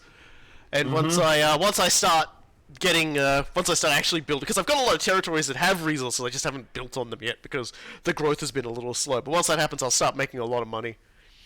So how does corruption work in this game? Remember seeing a similar mechanic in Star Wars Empire at War? Okay, so there are 4 types of corruption states. Untainted, which is basically just nothing happens. It's fantastic. There's chaos corruption, and what chaos corruption does is it makes it so that any non-chaos unit in that region takes increased attrition damage, and it also significantly decreases public order in that region. Vampiric corruption is similar, except that a lack of vampiric corruption, so untainted territory, injures vampire counts and vampire coast units. So vampires want to spread their corruption out so that they can actually move their armies in, whereas chaos factions don't really care. It's there just to mess up with stuff. And the last one is probably the most weird and nuanced of them, which is Skaven corruption. And what Skaven corruption does is when you have more of it, your public order goes down, but if you kind of also want it in a Skaven territory, even though it has exactly the same public order deficit, it allows you to get more instances of being able to use the enemy below ability when you're a Skaven player, which allows you to spawn more clan rats on the map, which can come in handy if you want to say you've got an enemy who's got a pretty good position with a pretty well-placed artillery, but they've brought their troops a bit too far forwards. You can spawn a clan rat unit on the artillery and take it out, or tie up the artillery so it doesn't fire, that sort of a thing. And like that's basically the 4 states. Untainted, which is fine for everybody, but except for vampires. Vampire corruption, which makes it horrible for everybody except vampires. Chaos, which is only good for chaos, and is horrible for everyone else. And Skaven, in which everybody suffers, but Skaven can get some bonus uses out of it. Everybody suffers, including Skaven. Yeah. Like it is like I really appreciate the concept behind Skaven corruption in that way, because it is absolutely the most Skaven fucking thing on the planet. Yeah, like Skaven have buildings that remove corruption as well. So if you've got a very well-established area in the heart of your empire, not likely to get attacked, you're going to want a higher public order, because public order, generally speaking, now, like, they did some adjustments. Like, let's go over here. Like, my regional control in the Southlands jungle is considered to be high, in the 25 to 50 range. So there's a minor bonus to growth, slight reduction in construction costs, and I have better view of my territory. And the lower your public order is, the worse that gets. And there's sort of a natural sort of difference in the public order as well. Like, the lower your public order gets, the more bonuses to public order you get to avoid you just crashing like a meteor straight into, like, a revolt. Because if you hit, like, 900 public order, you're basically going to be putting up with some bullshit. So there we go. So, artillery units...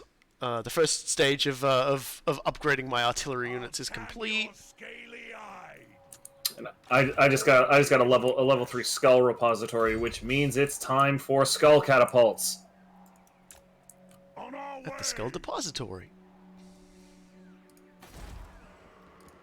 Someone to try.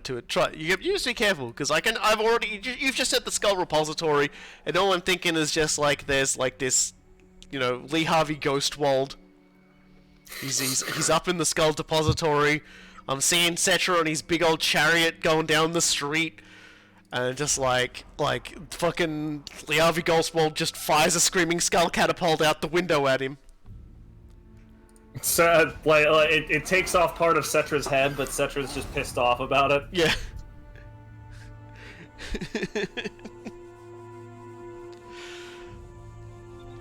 To be fair, did you seriously fucking think that was gonna fly with me? He just blows up the skull depository. So it's like, okay, he's Valis is just he's just set up shop in Labaris. That was a mistake. I'm not going to allow that. When I'm done killing dinosaurs, buddy, I'm coming for you. I'm swiggity-swiggitying my way over there, and there's going to be like a whole lot of beatings for the Elfie boy. Alright. I mean, I was probably going to go there anyway, because it's a really good source of money, the Dragon Isles, where he holds, because they've got that unique Dragon Isle location that has gems, and it has gold, and it's a green territory for me, so it's kind of like, I'd be dumb not to take it. Mm-hmm. Because A, it makes me rich, B, it gives me diamonds if I don't have Lamia, and diamonds are, like, because that's the other thing, like, when forging weapons, armor, talismans, things like that. Coolguye's got a similar thing with his canoptic jars. Having certain resources will enable you to build certain things that you wouldn't otherwise. So like there's a weapon, and some of them require like multiples.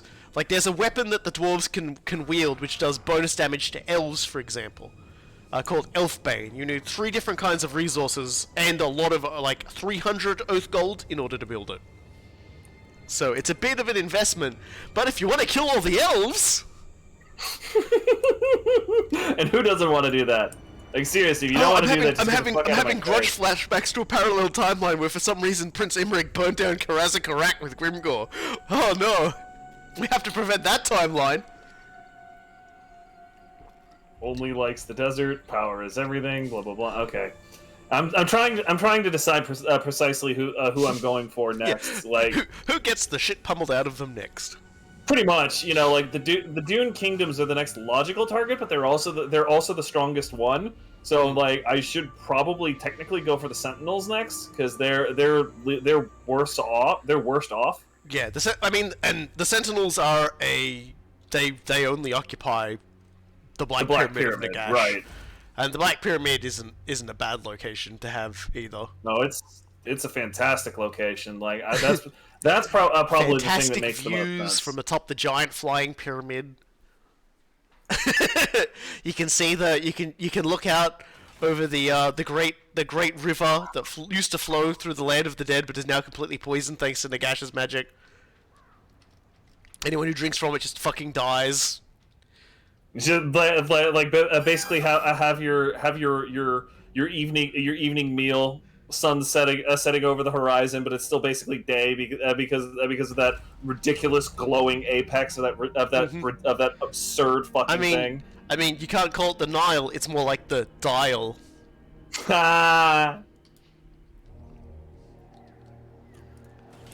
Okay, we gotta bop those lizards before they get too uppity. Which is like a really... I can't reach them, so I'm just gonna like... I'm gonna shift into maximum over fortification. So... Mount Arachnos... Well, they have exotic animals. What about the Lost Plateau? The Lost Plateau does not have anything. I might do Mount Arachnos. Actually, no. I'll do the Lost Plateau, so that I can boost the Lost Plateau, so I can get to the next level of like I can get the Stone Bread Bakery, and then hopefully boost my growth some more. Because that's just basically what's holding me back, growth. Yeah, I am just barely keeping up with growth and treasury. Like I need a lot more of both, basically. Which is that's basically TombKings.txt, so I can't imagine that's saying anything novel. We're running low on butts to kick. Who's nearby and has butts? Oh, don't worry about that. I got exactly who I need as a butt to kick. Friggin' dark elves. Yeah, well, lizards first.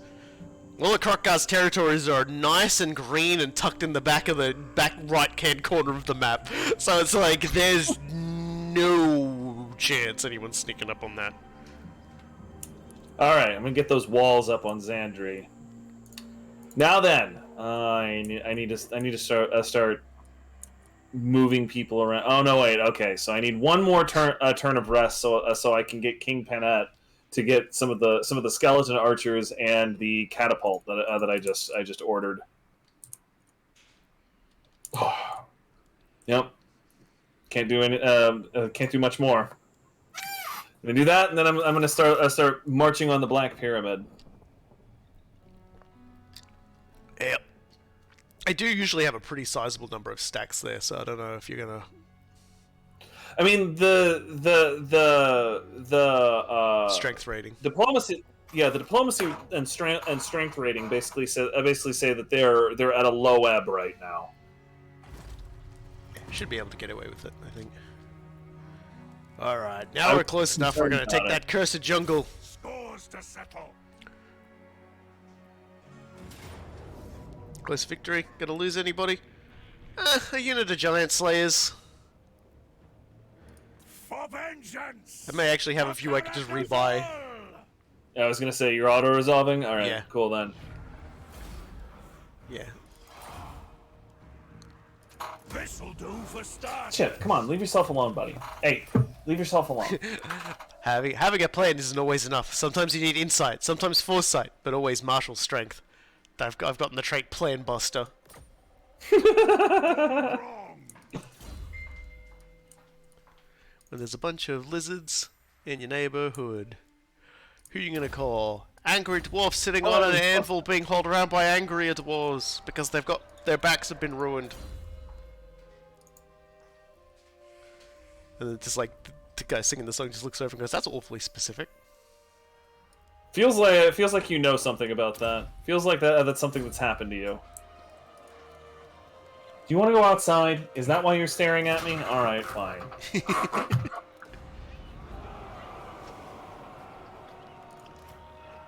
And thankfully, the game gave me a piece of armor, so now I can give a spell shield to Blimlin. Look at him go! He's getting stronger every day.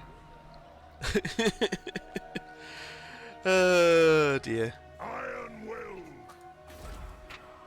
So, can I build it? He's got this God, sorry, I didn't realize you were talking. I was talking to myself out loud. Tell us your puppy details. I mean, but he's got this weird habit of going to town on his front left paw when he's anxious about something.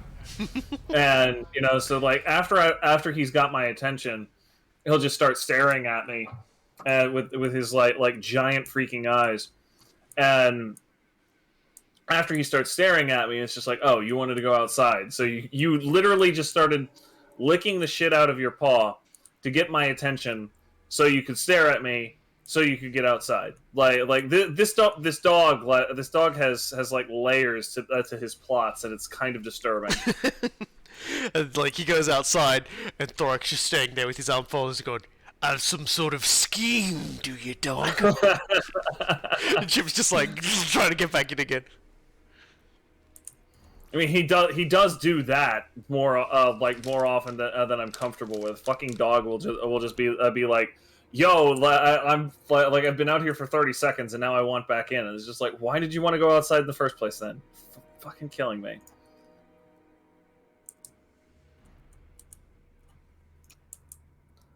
All right, get into position around the Black Pyramid, because we're gonna spank his booty, and then I'll probably need to call it a night here before too much longer. Next time you see Clad Sounds good. Brakak, it'll be your doom. The next time you see Clad Brakak, it'll be your doom. That's his weapon. His Okay, sure. his hammer. It's actually worth noting, in his quest battle, which I could do, but like I said, I'm gonna build my forces up first before I do it. He actually fights another dwarf. Mm-hmm. You remember the Marcus Wolfheart campaign? Yeah, for sure. How you had to recruit a certain exiled dwarven engineer? If you want something to Is it that guy? It's that guy. It's I like Joseph. Fucking forgetting his name. All right, yeah, Joseph. That's what it was. try Shit. to test it. That's a deep cut. That is a friggin' deep cut. Yeah, I thought that was pretty cool. Strength. He's like, apparently he was subjected to the ritual of the pants, or the ritual of the trousers. I assume that means that when you piss off everybody else at the engineering thing, they fucking they rip your pants off down your ankles and push you out of the guild or of the school. I don't know. The point is that you've got to walk home without pants, or Yeah. your pants around your ankles. It's a walk of shame, basically. Shame. Oh wait, nobody wants to talk about friggin' Game of Thrones anymore. I mean, I never watched it and I never read it. Honestly, it's like, and to be perfectly honest, like 90% of media, if you go, "Hey, RoboKy, have you seen this?" the answer will be like, no. No. Because like the thing that makes me laugh the most about it is that it had such mimetic mimetic power, like such a hold over everybody, and that it ended so incredibly badly that like nobody, like, it was aggressively not memed about, like when Joe Biden got sworn in, everybody was memeing about comfy burning, everything like that, right? Like you never saw a meme putting him on the Iron Throne. Like, it just didn't happen because everybody wanted to aggressively forget just how it all ended. friggin' Game of Thrones so badly. I love that there was just this collective decision to just forget it ever existed. This desire to just escape the horrendous fail sphere of the ending. Yeah, it was so bad that everybody was just like, this no longer happened. The entire world was just like, this no longer happened. Like, let's all just agree this did not happen. Okay. The only thing I really know about Game of Thrones is that one of their actors voices Beast Lord Rathgarth in this game. And apparently the dude played a guy that like fed people to his wolves and ended up being eaten by his wolves in the end. Spoilers for Game of Thrones. Apparently his character was like a super bastard, but I will say his voice actor is actually, like, for Rathgarth, does a really nice job of like putting the menace forward. So, like, for in a lot of cases I would definitely say not a fault of the actors, definitely a fault of the writers. Carrick Azel's dead. I mean, it was gonna happen. I abandoned them to their fate. Yeah. Bye, Carrick Azel. Hey, the top knots are apparently back. Fuck off! I saw them first. You don't get to kill the lizards. Only I get to kill the lizards. March. Just sort of making my way downtown, only using 50% of my distance, so that I can keep like resting my boys up before I move on to the next one. And I'm home now. Lizards go fuck themselves. Yeah, basically. Knock that down and I'll put up a wall instead. Okay, let's build the Golden Tower of the Gods here instead of a wall, because the money. Just give me the money. Mm-hmm. Just give me them sweet, sweet riches. All right, let's take another look. Yeah, apparently the Sentinels are weakening somehow. Are they taking fire from somebody else? Like, who are they? No, they're at war with nobody. Yeah, but, they like, basically they do not produce anything. They do not fight anyone. They sit there and they wait for somebody who's collected all the books of Nagash to come up and fuck up their day, basically. Yeah, they've got a 16. They've got a 16 garrison and 20 cards. And there'll probably be another one or two, but if you know the super scummy RoboKy trick of like reducing their force numbers in a set when they've got one force inside of a settlement, it's easy. Because all you have to do is you send one guy in and you siege the building, and then you send your other guy to attack the nearby army that would normally be reinforcing the siege. And the guys inside of the building, inside the settlement, can't sally, but your siege force can reinforce, so you outnumber them. Yep. I think they've only got one army, and they're currently garrisoning the Black Pyramid. So, like, probably what I'll see if I can do is get them to is siege with one army and then set an ambush with the other. Yeah. See if I can get them to sally out from behind their giant fucking walls. Yeah. Yeah, I'm gonna have to take care of those fucking vampires. They're ruining my public order right now. Oh well, Clan Ashen's declared war on the Silver Host. The Silver Host has a bit of a tendency to go north of Lamia and take the mountains of like where Nagash build like Nagash's are and stuff like that. So that's probably how they've run afoul of it. So I won't pretend otherwise. What do you want, Mash? Oh, okay. The Top Knots have declared war on me. Do you want to go to war with the Top Knots as well? Might as well. I already stomped them once. I'll stomp them again. I just wonder where they are. Because I don't see them, which means they might just swing out of nowhere and, like, level one of my buildings. And the Styrgos Empire wants a non-aggression pact. No. yeah, I could totally see that working out. Yeah, like after the only reason why I didn't swing back north is because I didn't think you were worth my time. Ugh. Vashnar, the most powerful rogue army, is currently loitering around the fucking. Ah, jeez, wow, that's bad. Around the fucking the last defender's territory. Vashnar has like Chaos Warriors, Cold One Knights, Reaper Bolt Throwers, a Black Dragon. He's an incredibly brutal stack to fight against. Yeah, I was gonna say the Black Dragon took that from rough to what the fuck. Luckily, I'm not at war with him, but there may come a time where I'm at war with him. Need one more turn of replenishment, I think, and then I'll be confident in going into combat with that guy. Anyway, I think I've got increased mobility. There we go. Because yeah, Thorek finally got his engineer. The engineer caught up at last. So my army at least moves a little quicker now. The Lost Plateau.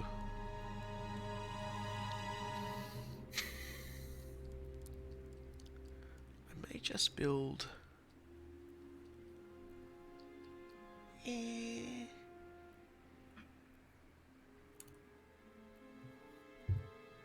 might forego that. So thinking about just what I can build in this territory. I think it's probably just gonna be in my best interests to build more money. If I can get more money, I can build more things.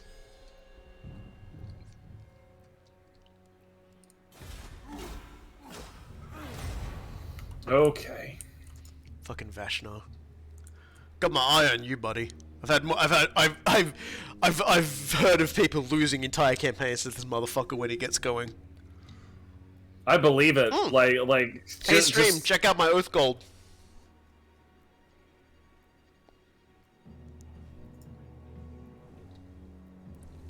Anybody who doesn't say thank you, thank you, Olesh. Nice. Okay. I can't see it, so I'm sitting here wondering what the hell you're talking about. It's alright, people started writing nice. I think you know what my my Oath Gold is. I can figure it out. I literally just tuned in to get that. To get me suddenly randomly yelling, hey guys, check out my... I can put 71 and 2 together, or not 70, like 67 and 2 together. That's what I mean to say. Jesus Christ. Ruined the shit out of my own joke there. It's alright, we can't all be winners like my Oath Gold stack, which will probably like change next turn from like more Oath Gold, but for a brief second. You've been playing Kerbal for the past couple of weeks, and you just sort of just come up for air now. In time to... Yeah, I was gonna say, you start playing Kerbal, and then you just don't, like, you're not going to stop playing Kerbal for a long time. Like, I'm sorry, it's just how it is. I still feel like that's like, Olesh is just like that, speaking in code, he's actually like just shot Richard Branson into space.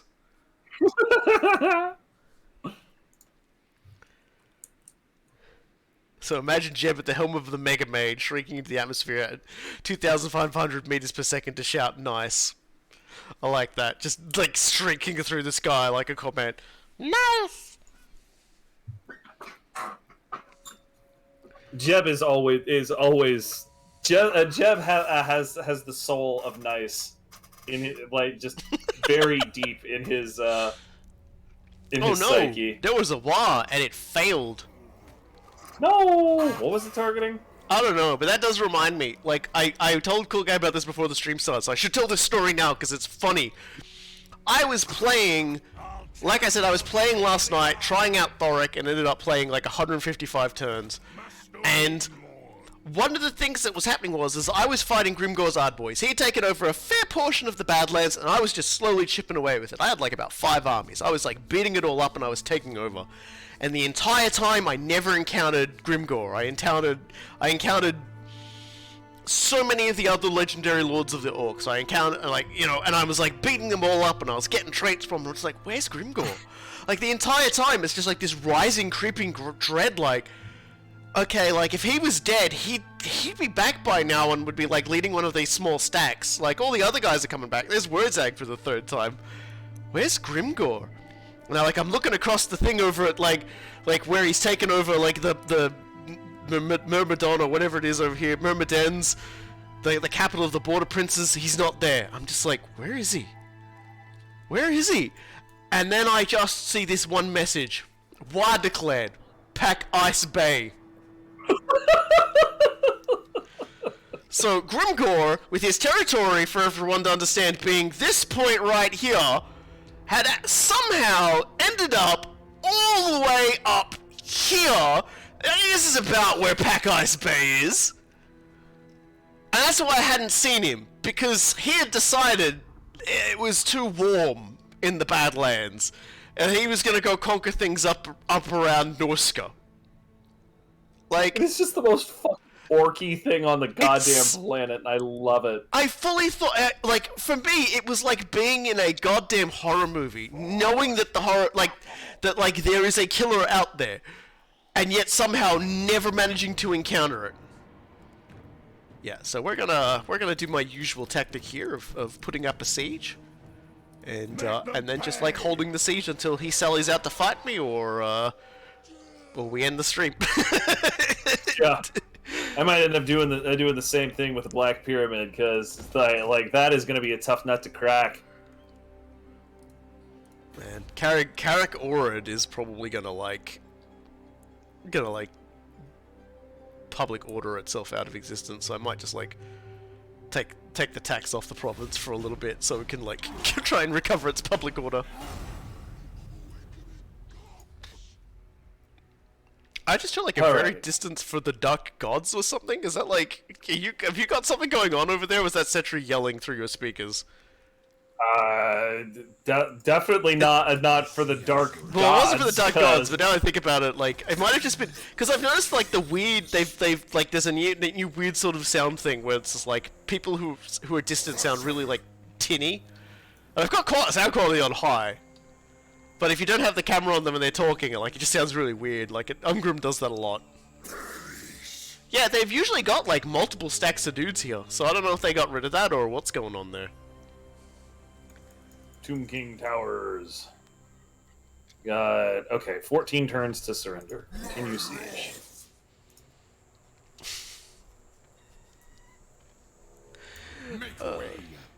Alright. We got that, and what do we have here? Okay, so it would be a close defeat if I tried to do it now.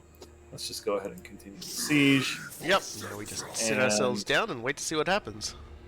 Yep, and gonna go ahead and there's big skulls.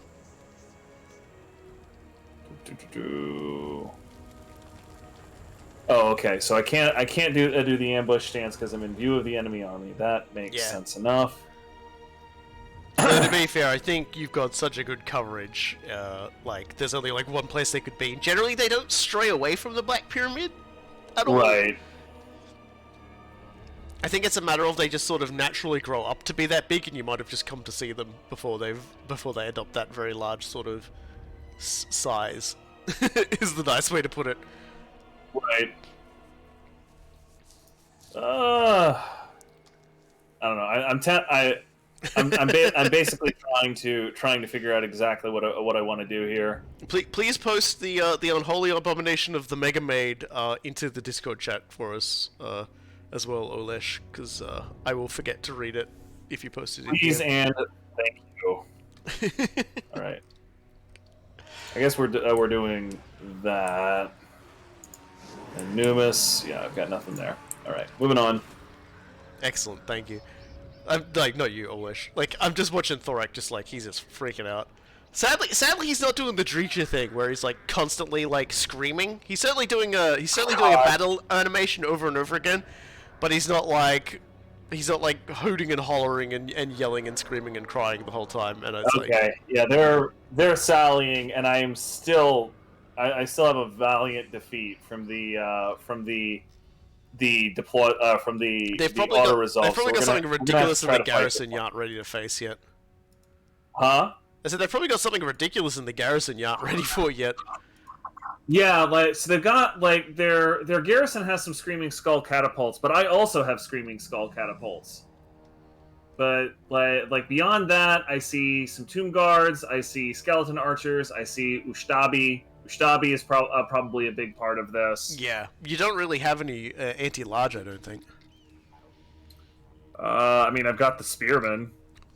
Okay, like good anti-large. Yeah. Like anti-large that won't like get murdered by Ushati. Yeah. Okay, so because they gonna kill you. I mean, I could retreat. No shame in it. Yeah. I'll probably go ahead and just retreat. Because like I said, they don't attack. I don't even think they'll like go and attack you after you do that. No, like they didn't try, but that's not surprising because I would absolutely crush them without their garrison. Alright, so I've got that done. Let's boost our tool makers and start earning a bit of extra money from that. So it's war. What are we doing on the Temple of Skulls siege right now? Yep, I would still... Ooh, I'd actually lose Blimlin. Well, I ain't doing that, so let's just continue that Yeah, siege. that's not happening. That's actually a little scary. I was like, oh, Blimlin might die. Well, I'm not doing that. I ain't killing... That would be horrible, because that would be like the first time I've actually gotten Blimlin killed on the stream. I've actually managed to go all this time without doing that. We've come close once or twice, but it's never actually happened. Yeah, he lost a lot of health when we were destroying Thorac, if I recall correctly. He basically was like keeping the entire back line of artillery completely smothered. God bless him. On his great eagle. Okay, I know what I'm doing next turn. I know what I'm gonna do to finish off the stream, because like I have the quest for the Crown of Nekihara, and I think the main problem is that the enemy force that I would have to handle. Like, oh shit, actually no. Fucking Chaos Trolls armored? Never mind, I can't handle this. Yeah, no, you ain't ready for that. Not yet. No, and 2 Hell Cannons. I was just like, well, there's some Hell Cannons, but I now have a decent amount of artillery. I can artillery them to death. And then I saw Chaos Trolls armored, and I was like, never mind. Yeah. I'll come back to that. Yeah, Chaos Trolls ain't nothing to mess with. Yeah. I mean, they're not so great on the leadership, but they're fantastic on the running away from battle, recovering, getting health back, coming back in stronger. Yeah. And your guys are very, very brittle. I'll come back to that. So I guess what I'm gonna do instead is I'm gonna go south towards that one, like, you know, human thing. What the fuck is this? What you seeing? King Panette cannot retreat. Like, because he's... Yeah, so if you want to avoid that, simply siege and break siege. Alright. He's just caught in the pyramid's control zone. So just break away, and he should be fine now. Yeah, that was a weird bug. That's like, yeah, old as houses, that one. And the old, never had and that the happen old ways are the before. best. God damn it! I say, reaching for like a crossbow under my desk. Okay. Every time I see a patch note fix something that's been a problem with this since the start of the game, I get absolutely furious. You and every other MMO player out there. What the fuck does Krokdar want? Help. Yeah, he's asking me for $100 for a non-aggression patch. Go to hell, dude. He's such a card, isn't he? He's such a character. Oh wow, Grimgor's going straight for the big house. Alright, he ain't screwing around today. He's gonna correct that door down. For vengeance! For characters! Lord, seriously? Like the... Yeah, they've just engulfed their region in sandstorms to give you attrition damage. The thing is, I can do that straight back to them. Alright, and there we go. So that's another further boost to, Will be tested. They actually raised the second army, which I wasn't expecting them to do. So plus 10% now to missile strength and weapon strength, which means now that my missiles do Doesn't 42 matter. and 44 damage. So that's pretty good. How are we doing on the siege, by the way? Still gonna kill... Nope, it's not gonna kill anyone this time, so we can auto-resolve it. Avenge the ancestors! Cool. Yeah, so all you need is just to build a few things and the game just goes, okay, that's good enough. You just keep checking until it's ready. For the doughy. And there we go. That's a lot of dead lizards right there. So I got in the Temple of Skulls. Artillery. Okay, that's good, because I was kind of thinking I might want to build one more of those, and I think I might kill, might get rid of you guys. And then I'll build a grudge thrower. There we go. So yeah, just got to take the Serpent Coast, and Krokgar is done. Skis. I was gonna say, is that it for him? Yeah, that'll be it for him. Because he's got nothing left, and then the next time we play together, you know, there'll be a different kind of murder, I guess.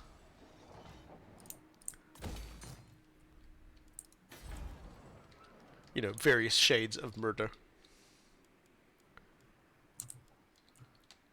Many murder, many murders. I'm definitely gonna get rid of those motherfucking vampires on my motherfucking lawn with their goddamn no joke. corruption.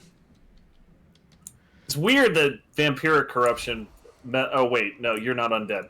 Never mind. I am gonna abandon the Doomglade because all I'm gonna get out of that is a rogue army popping up, and quite frankly, it's not making me any money. I turned income off, so and it's still bleeding rapidly towards rebellion. So I'm just gonna I'm gonna abandon it until I get rid of those goddamn punks.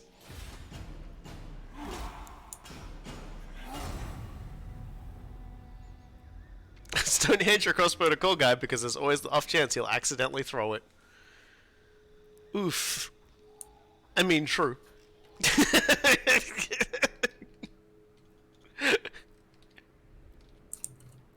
Yeah, they've just started construction of a second stack now too.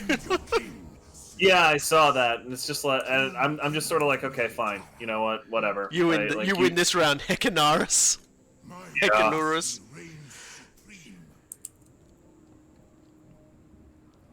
Oh hey! Talakwa! Tic-tac-toes, guys, and he's got a Croxagard for some reason. It's like, yeah, when I think of an army of flying dudes, I definitely think land-based alligator men. Why not? Yeah. But yeah, no, I'm gonna go down and see if I can smash Sudenberg. I would say not, but you can try. I just always feel like Sudenberg is always like they're usually packing some heat. But yeah, I don't know. It's difficult to say. Just walk up to him and just take a look and see what he's got in his armies before you declare war. Is all I reckon. Yeah, they've Just got march up and be like, we're on a fact-finding mission. There. We want to learn about your culture. Alright, anyway. I'm actually going to upgrade my minor settlement first, because that'll let me get walls, and if I have walls, I can stop fucking thinking about this. Thinking about walls. Walls. Walls.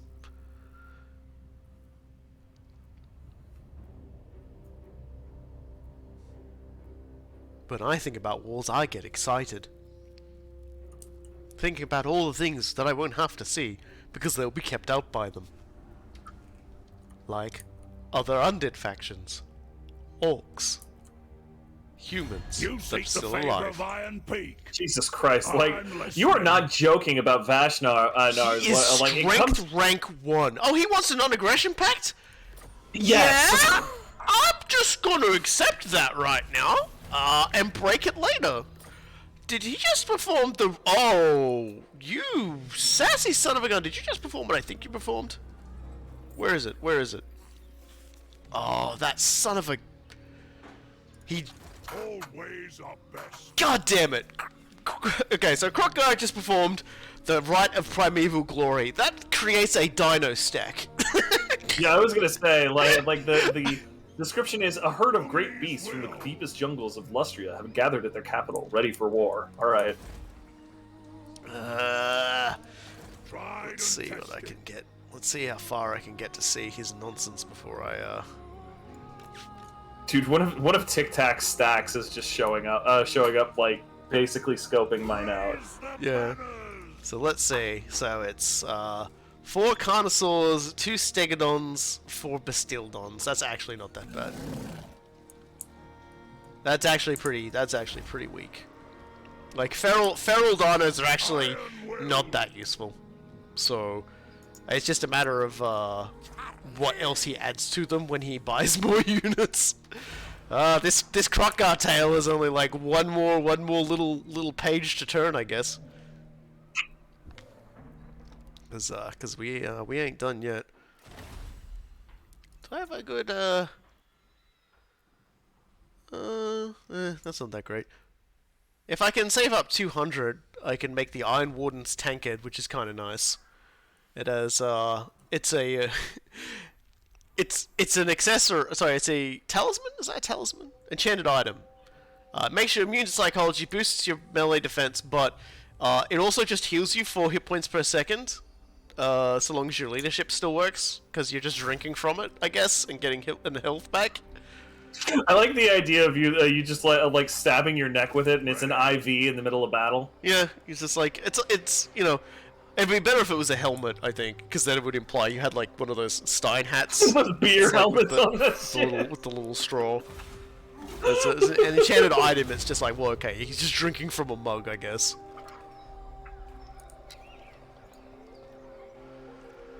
Dwarves and their alcohol, am I right, guys?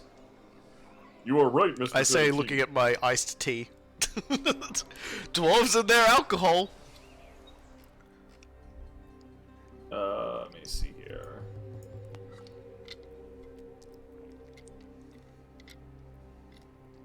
What is the regen cap these days? Yeah, I got no idea. I don't think I've ever known what the regen cap is. Oh, that is actually super bad. What happened? Oh, my, I'm gonna have to knock down my walls and build build a tavern in my capital because we're about to get a public order blowout. Oh my god. Because I didn't kill the fucking undead. Oh dear. That's okay, because I can turn off income. I have enough income to build a tavern, and then I can just build tavern up enough and then turn it back on again. A little embarrassing, but I'm not at war with anyone who could attack my walls right now, so. Wow, yeah, Studenberg's kind of chumps. Like, there's the Lord, there's a captain, there's 2 units of great swords, some spearmen, You're already dead. swordsmen, free company militia. 2 Like, units are of you great swords, you're joking? already dead. Like, yeah, no, I can definitely crush this Okay. this place, and I definitely should. Yeah, go for it. I believe in you. Don't call me into the war, though. Yeah, that's fine. Because Sudenberg will probably just walk over and smack my wallless Karak in a moment. Because I'm gonna have to oh god. Oh no. Tic Tac just sent a scout. I gotta get in there now. I bet you Tic Tac is also sizing the place up. You only have to worry when he starts sending a bombing run of rocks. If like you see Tic-Tac-Toe and you see his army, and then you see like this giant mountain pile size of rocks, you're like, demon killer. Yeah. So current public order next turn is gonna go real bad. So we'll turn that off. We'll demolish that, and hopefully have enough turns to build a thing. Actually, also gonna build it there as well. And then I'm just gonna like double up on it until I deal with this psycho problem that is actually like bleeding my income. That is to say, undeath is bleeding my income. Yeah, like I feel like after I take out one other power beyond gorgeous son of a bitch! What? He wiped out both of Krokgar's stacks. Oh, whoa, buddy! Vashnar! That fucking hero! Vashnar! I'm just like, everyone's like playing heavy metal guitars. Vashnar! What the one good dark elf, Vashnar! It's just like all these like Chaos Warriors just rocking out. F in comments, no, Vashnar won! The glorious bastard, the dragon's still standing. He lost like 4 stacks of dudes, and he's come out on top. Vashnar! He leveled up to 2. Vashnar! I could probably take him now. You went like Vashnar just went and did all of RoboKy's work for him. Like all of RoboKy's work is just done now because Vashnar is awesome and loves him for some reason. Vashnar just looks over and just goes, I might have signed a non-aggression pact with the dwarves, but I'm still full of aggression. See, but I can't look at his profile because I would love to see if he's got the trait for killing Krokgar. Man, the best part is he didn't take it. He didn't take it. He sacked it. He sacked the Serpent Coast. As a horde faction, he's like in a horde state. He's a rogue state. So he should, by all accounts, have taken that, and he would have been able to start building from there, but he didn't. Seriously, he did literally all of your work for you. We were at 1 turn. We were like, it was like turn 41. Oh man, like that's a really big stack. What else is he gonna build? Turn 42. Vashnar!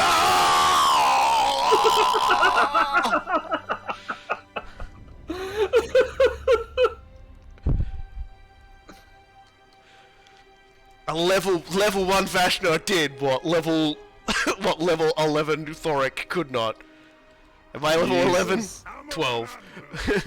He did the impossible. It's just I'm just imagining this one dark elf just like just beating the shit out of like dinosaurs. It's just like a children's TV show theme. Vashnar! That was absolutely insane. I'm actually killing my throat doing the Vashnar song. It's worth it, man. It's friggin' worth it. That dude is a goddamn hero. Okay, well I'll let you have your turn now that I've done that. Utterly incredible. Vashnar is going in the Book of Hugs. That's like this very small, wafer-thin book, and you open it up, and it just says the White Dwarf and Vashnar.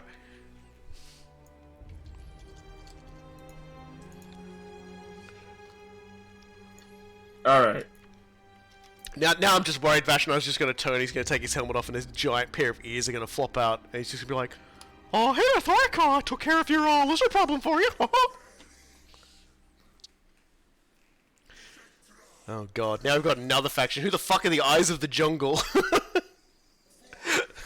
Where are the Eyes of the Jungle? I can hear Settra screaming from the distance, like, off to the side. It's fucking my head up. There it is. Oh god, Nicolander, the Blade of Scholaril Yeah, is hanging out. That's where all of his power is. Oh from. god! Wait a minute, no, that's a rogue. He's That's a rogue I see. He's state. holding one of your books of Nagash, so he's a rogue army that actually has one of your books. Oh good. Just clumsily crop out Slime Up with that one. I'll prove Alpha Bars a video and fucking This Vashnar is still a instead. valiant defeat. This is still a valiant defeat. It's the walls. If I go up against like the like. It's the walls. You'll have to besiege them for a while or hope they sell out. Fine. Like yeah, walls are a major boost to defenders, especially when like you've got like the more turns you leave it and to build up on towers and everything like that, the more it just sort of levels it out in your favor. That's why I went from you know after about 3 turns I went from I would lose Blimlin to you know I wouldn't lose anybody. Right. You know it's fine.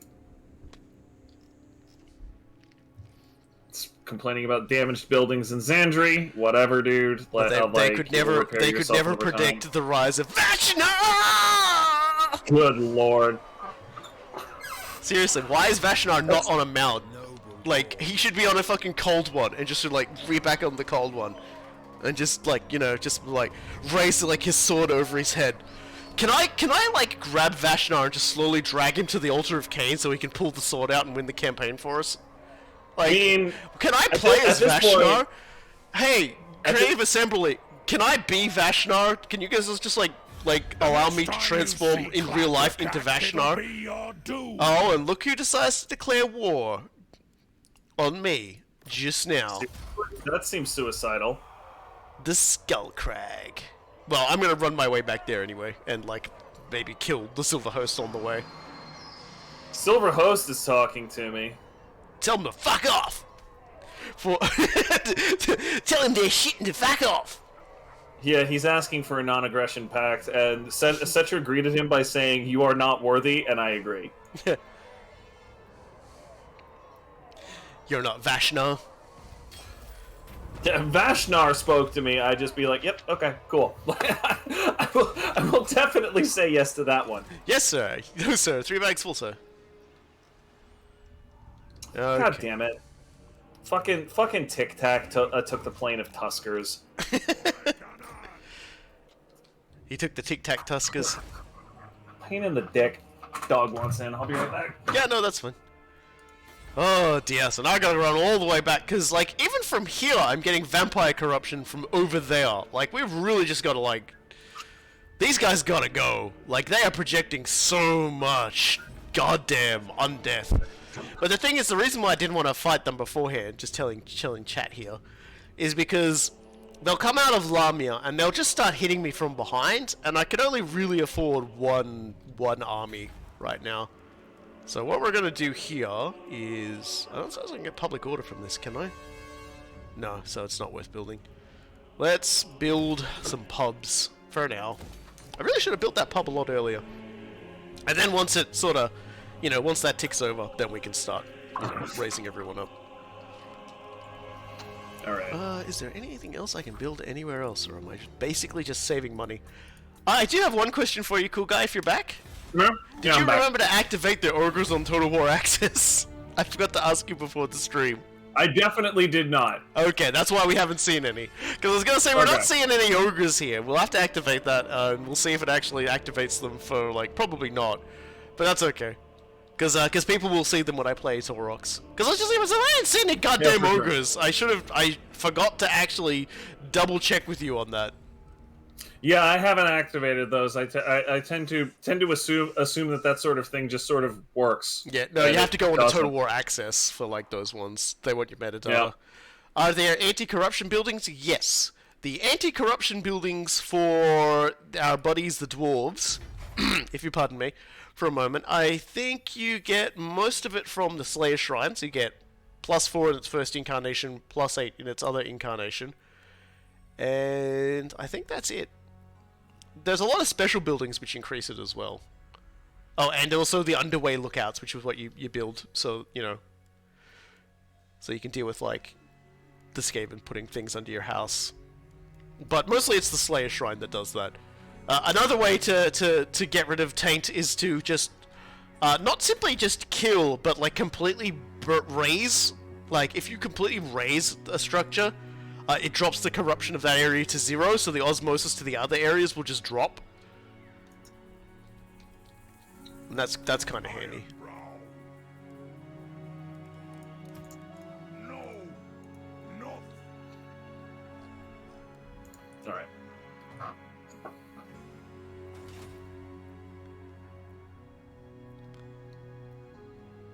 Yeah, so you're just gonna we'll keep going until you take Sutenberg. Yeah. Should only be another turn or two. Mm-hmm. Yeah, the Skaven are the only faction that produce corruption that also have, like, untainting buildings as well. It's kind of funny. Grant the request and put chaos corruption in your territories, contrary to how... Oh, that's actually good, because if I refuse him, I'll get untainted, which will actually start improving my corruption levels. Off we go. So that's good. That's actually good. Vashnar's just chilling out over here. In a raiding stance, I guess. Well, it's not a raiding stance, he's just earning no money in his stance. Man, Vashnar... He is damned and determined that it'd be as big a help to you as possible. Like, that's all there is to it, dude. Like I don't know what you did to make him so pleased with you, but you did something. Fear my malice. Do go on. This will be most enlightening.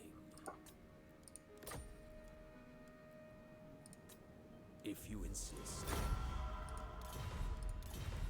It's just between you and me, chat. And Coolguye when he watches the stream later. Yeah, I was gonna say, like, I have no idea what you're talking about, but I know I'm gonna have to go back and look at this shit at this point. Wink.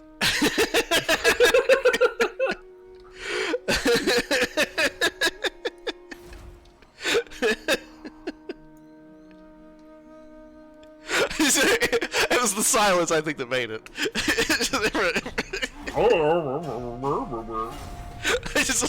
I wasn't gonna say a word while I was doing what I was doing.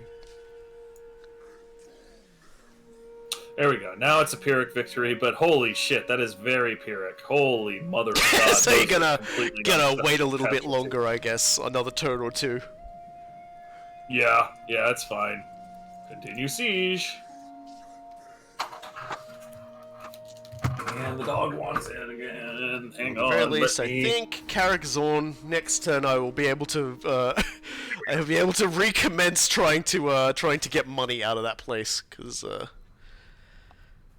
God, that's like a whole 1,200 plus money I'm not getting right now because I had to like turn off tax.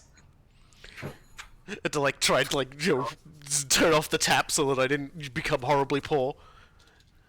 That's my boy. That's my boy that got rained on a little bit, it seems. Hang on. Yeah, that sounds like a puppy thing to do. Okay, there we go. Now we back in. Now we back in business. There you are. Good boy. Good boy. Yeah, good boy. He got the woogie woogie woo. You know he good. Good. Yeah, we'll come back for that once I've got, like, I think I've said it before. We'll come back for that when I've got Longbeards instead. Like, which will only come once I've got the Longbeard reduction building up. But I just wanted to do some other stuff first. If you want something done right, Yeah, I kind of forgot. There's actually a region around here I need too. Man, I remember to turn Discord off. Oh well, it's that late. I guess this point's probably just gonna like sleepily check their Discord. Who cares?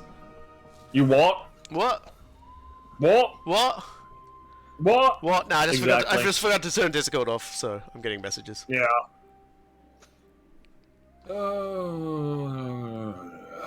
I've got friends who don't watch my streams, so I load the pistol. You know who's probably watching right now? Who? Vashnar. I mean, it would explain why he's so He's in cool to camp you. right now. Actually, he's raiding my territory. Vashnar! That's okay. You can raid that for 67 gold.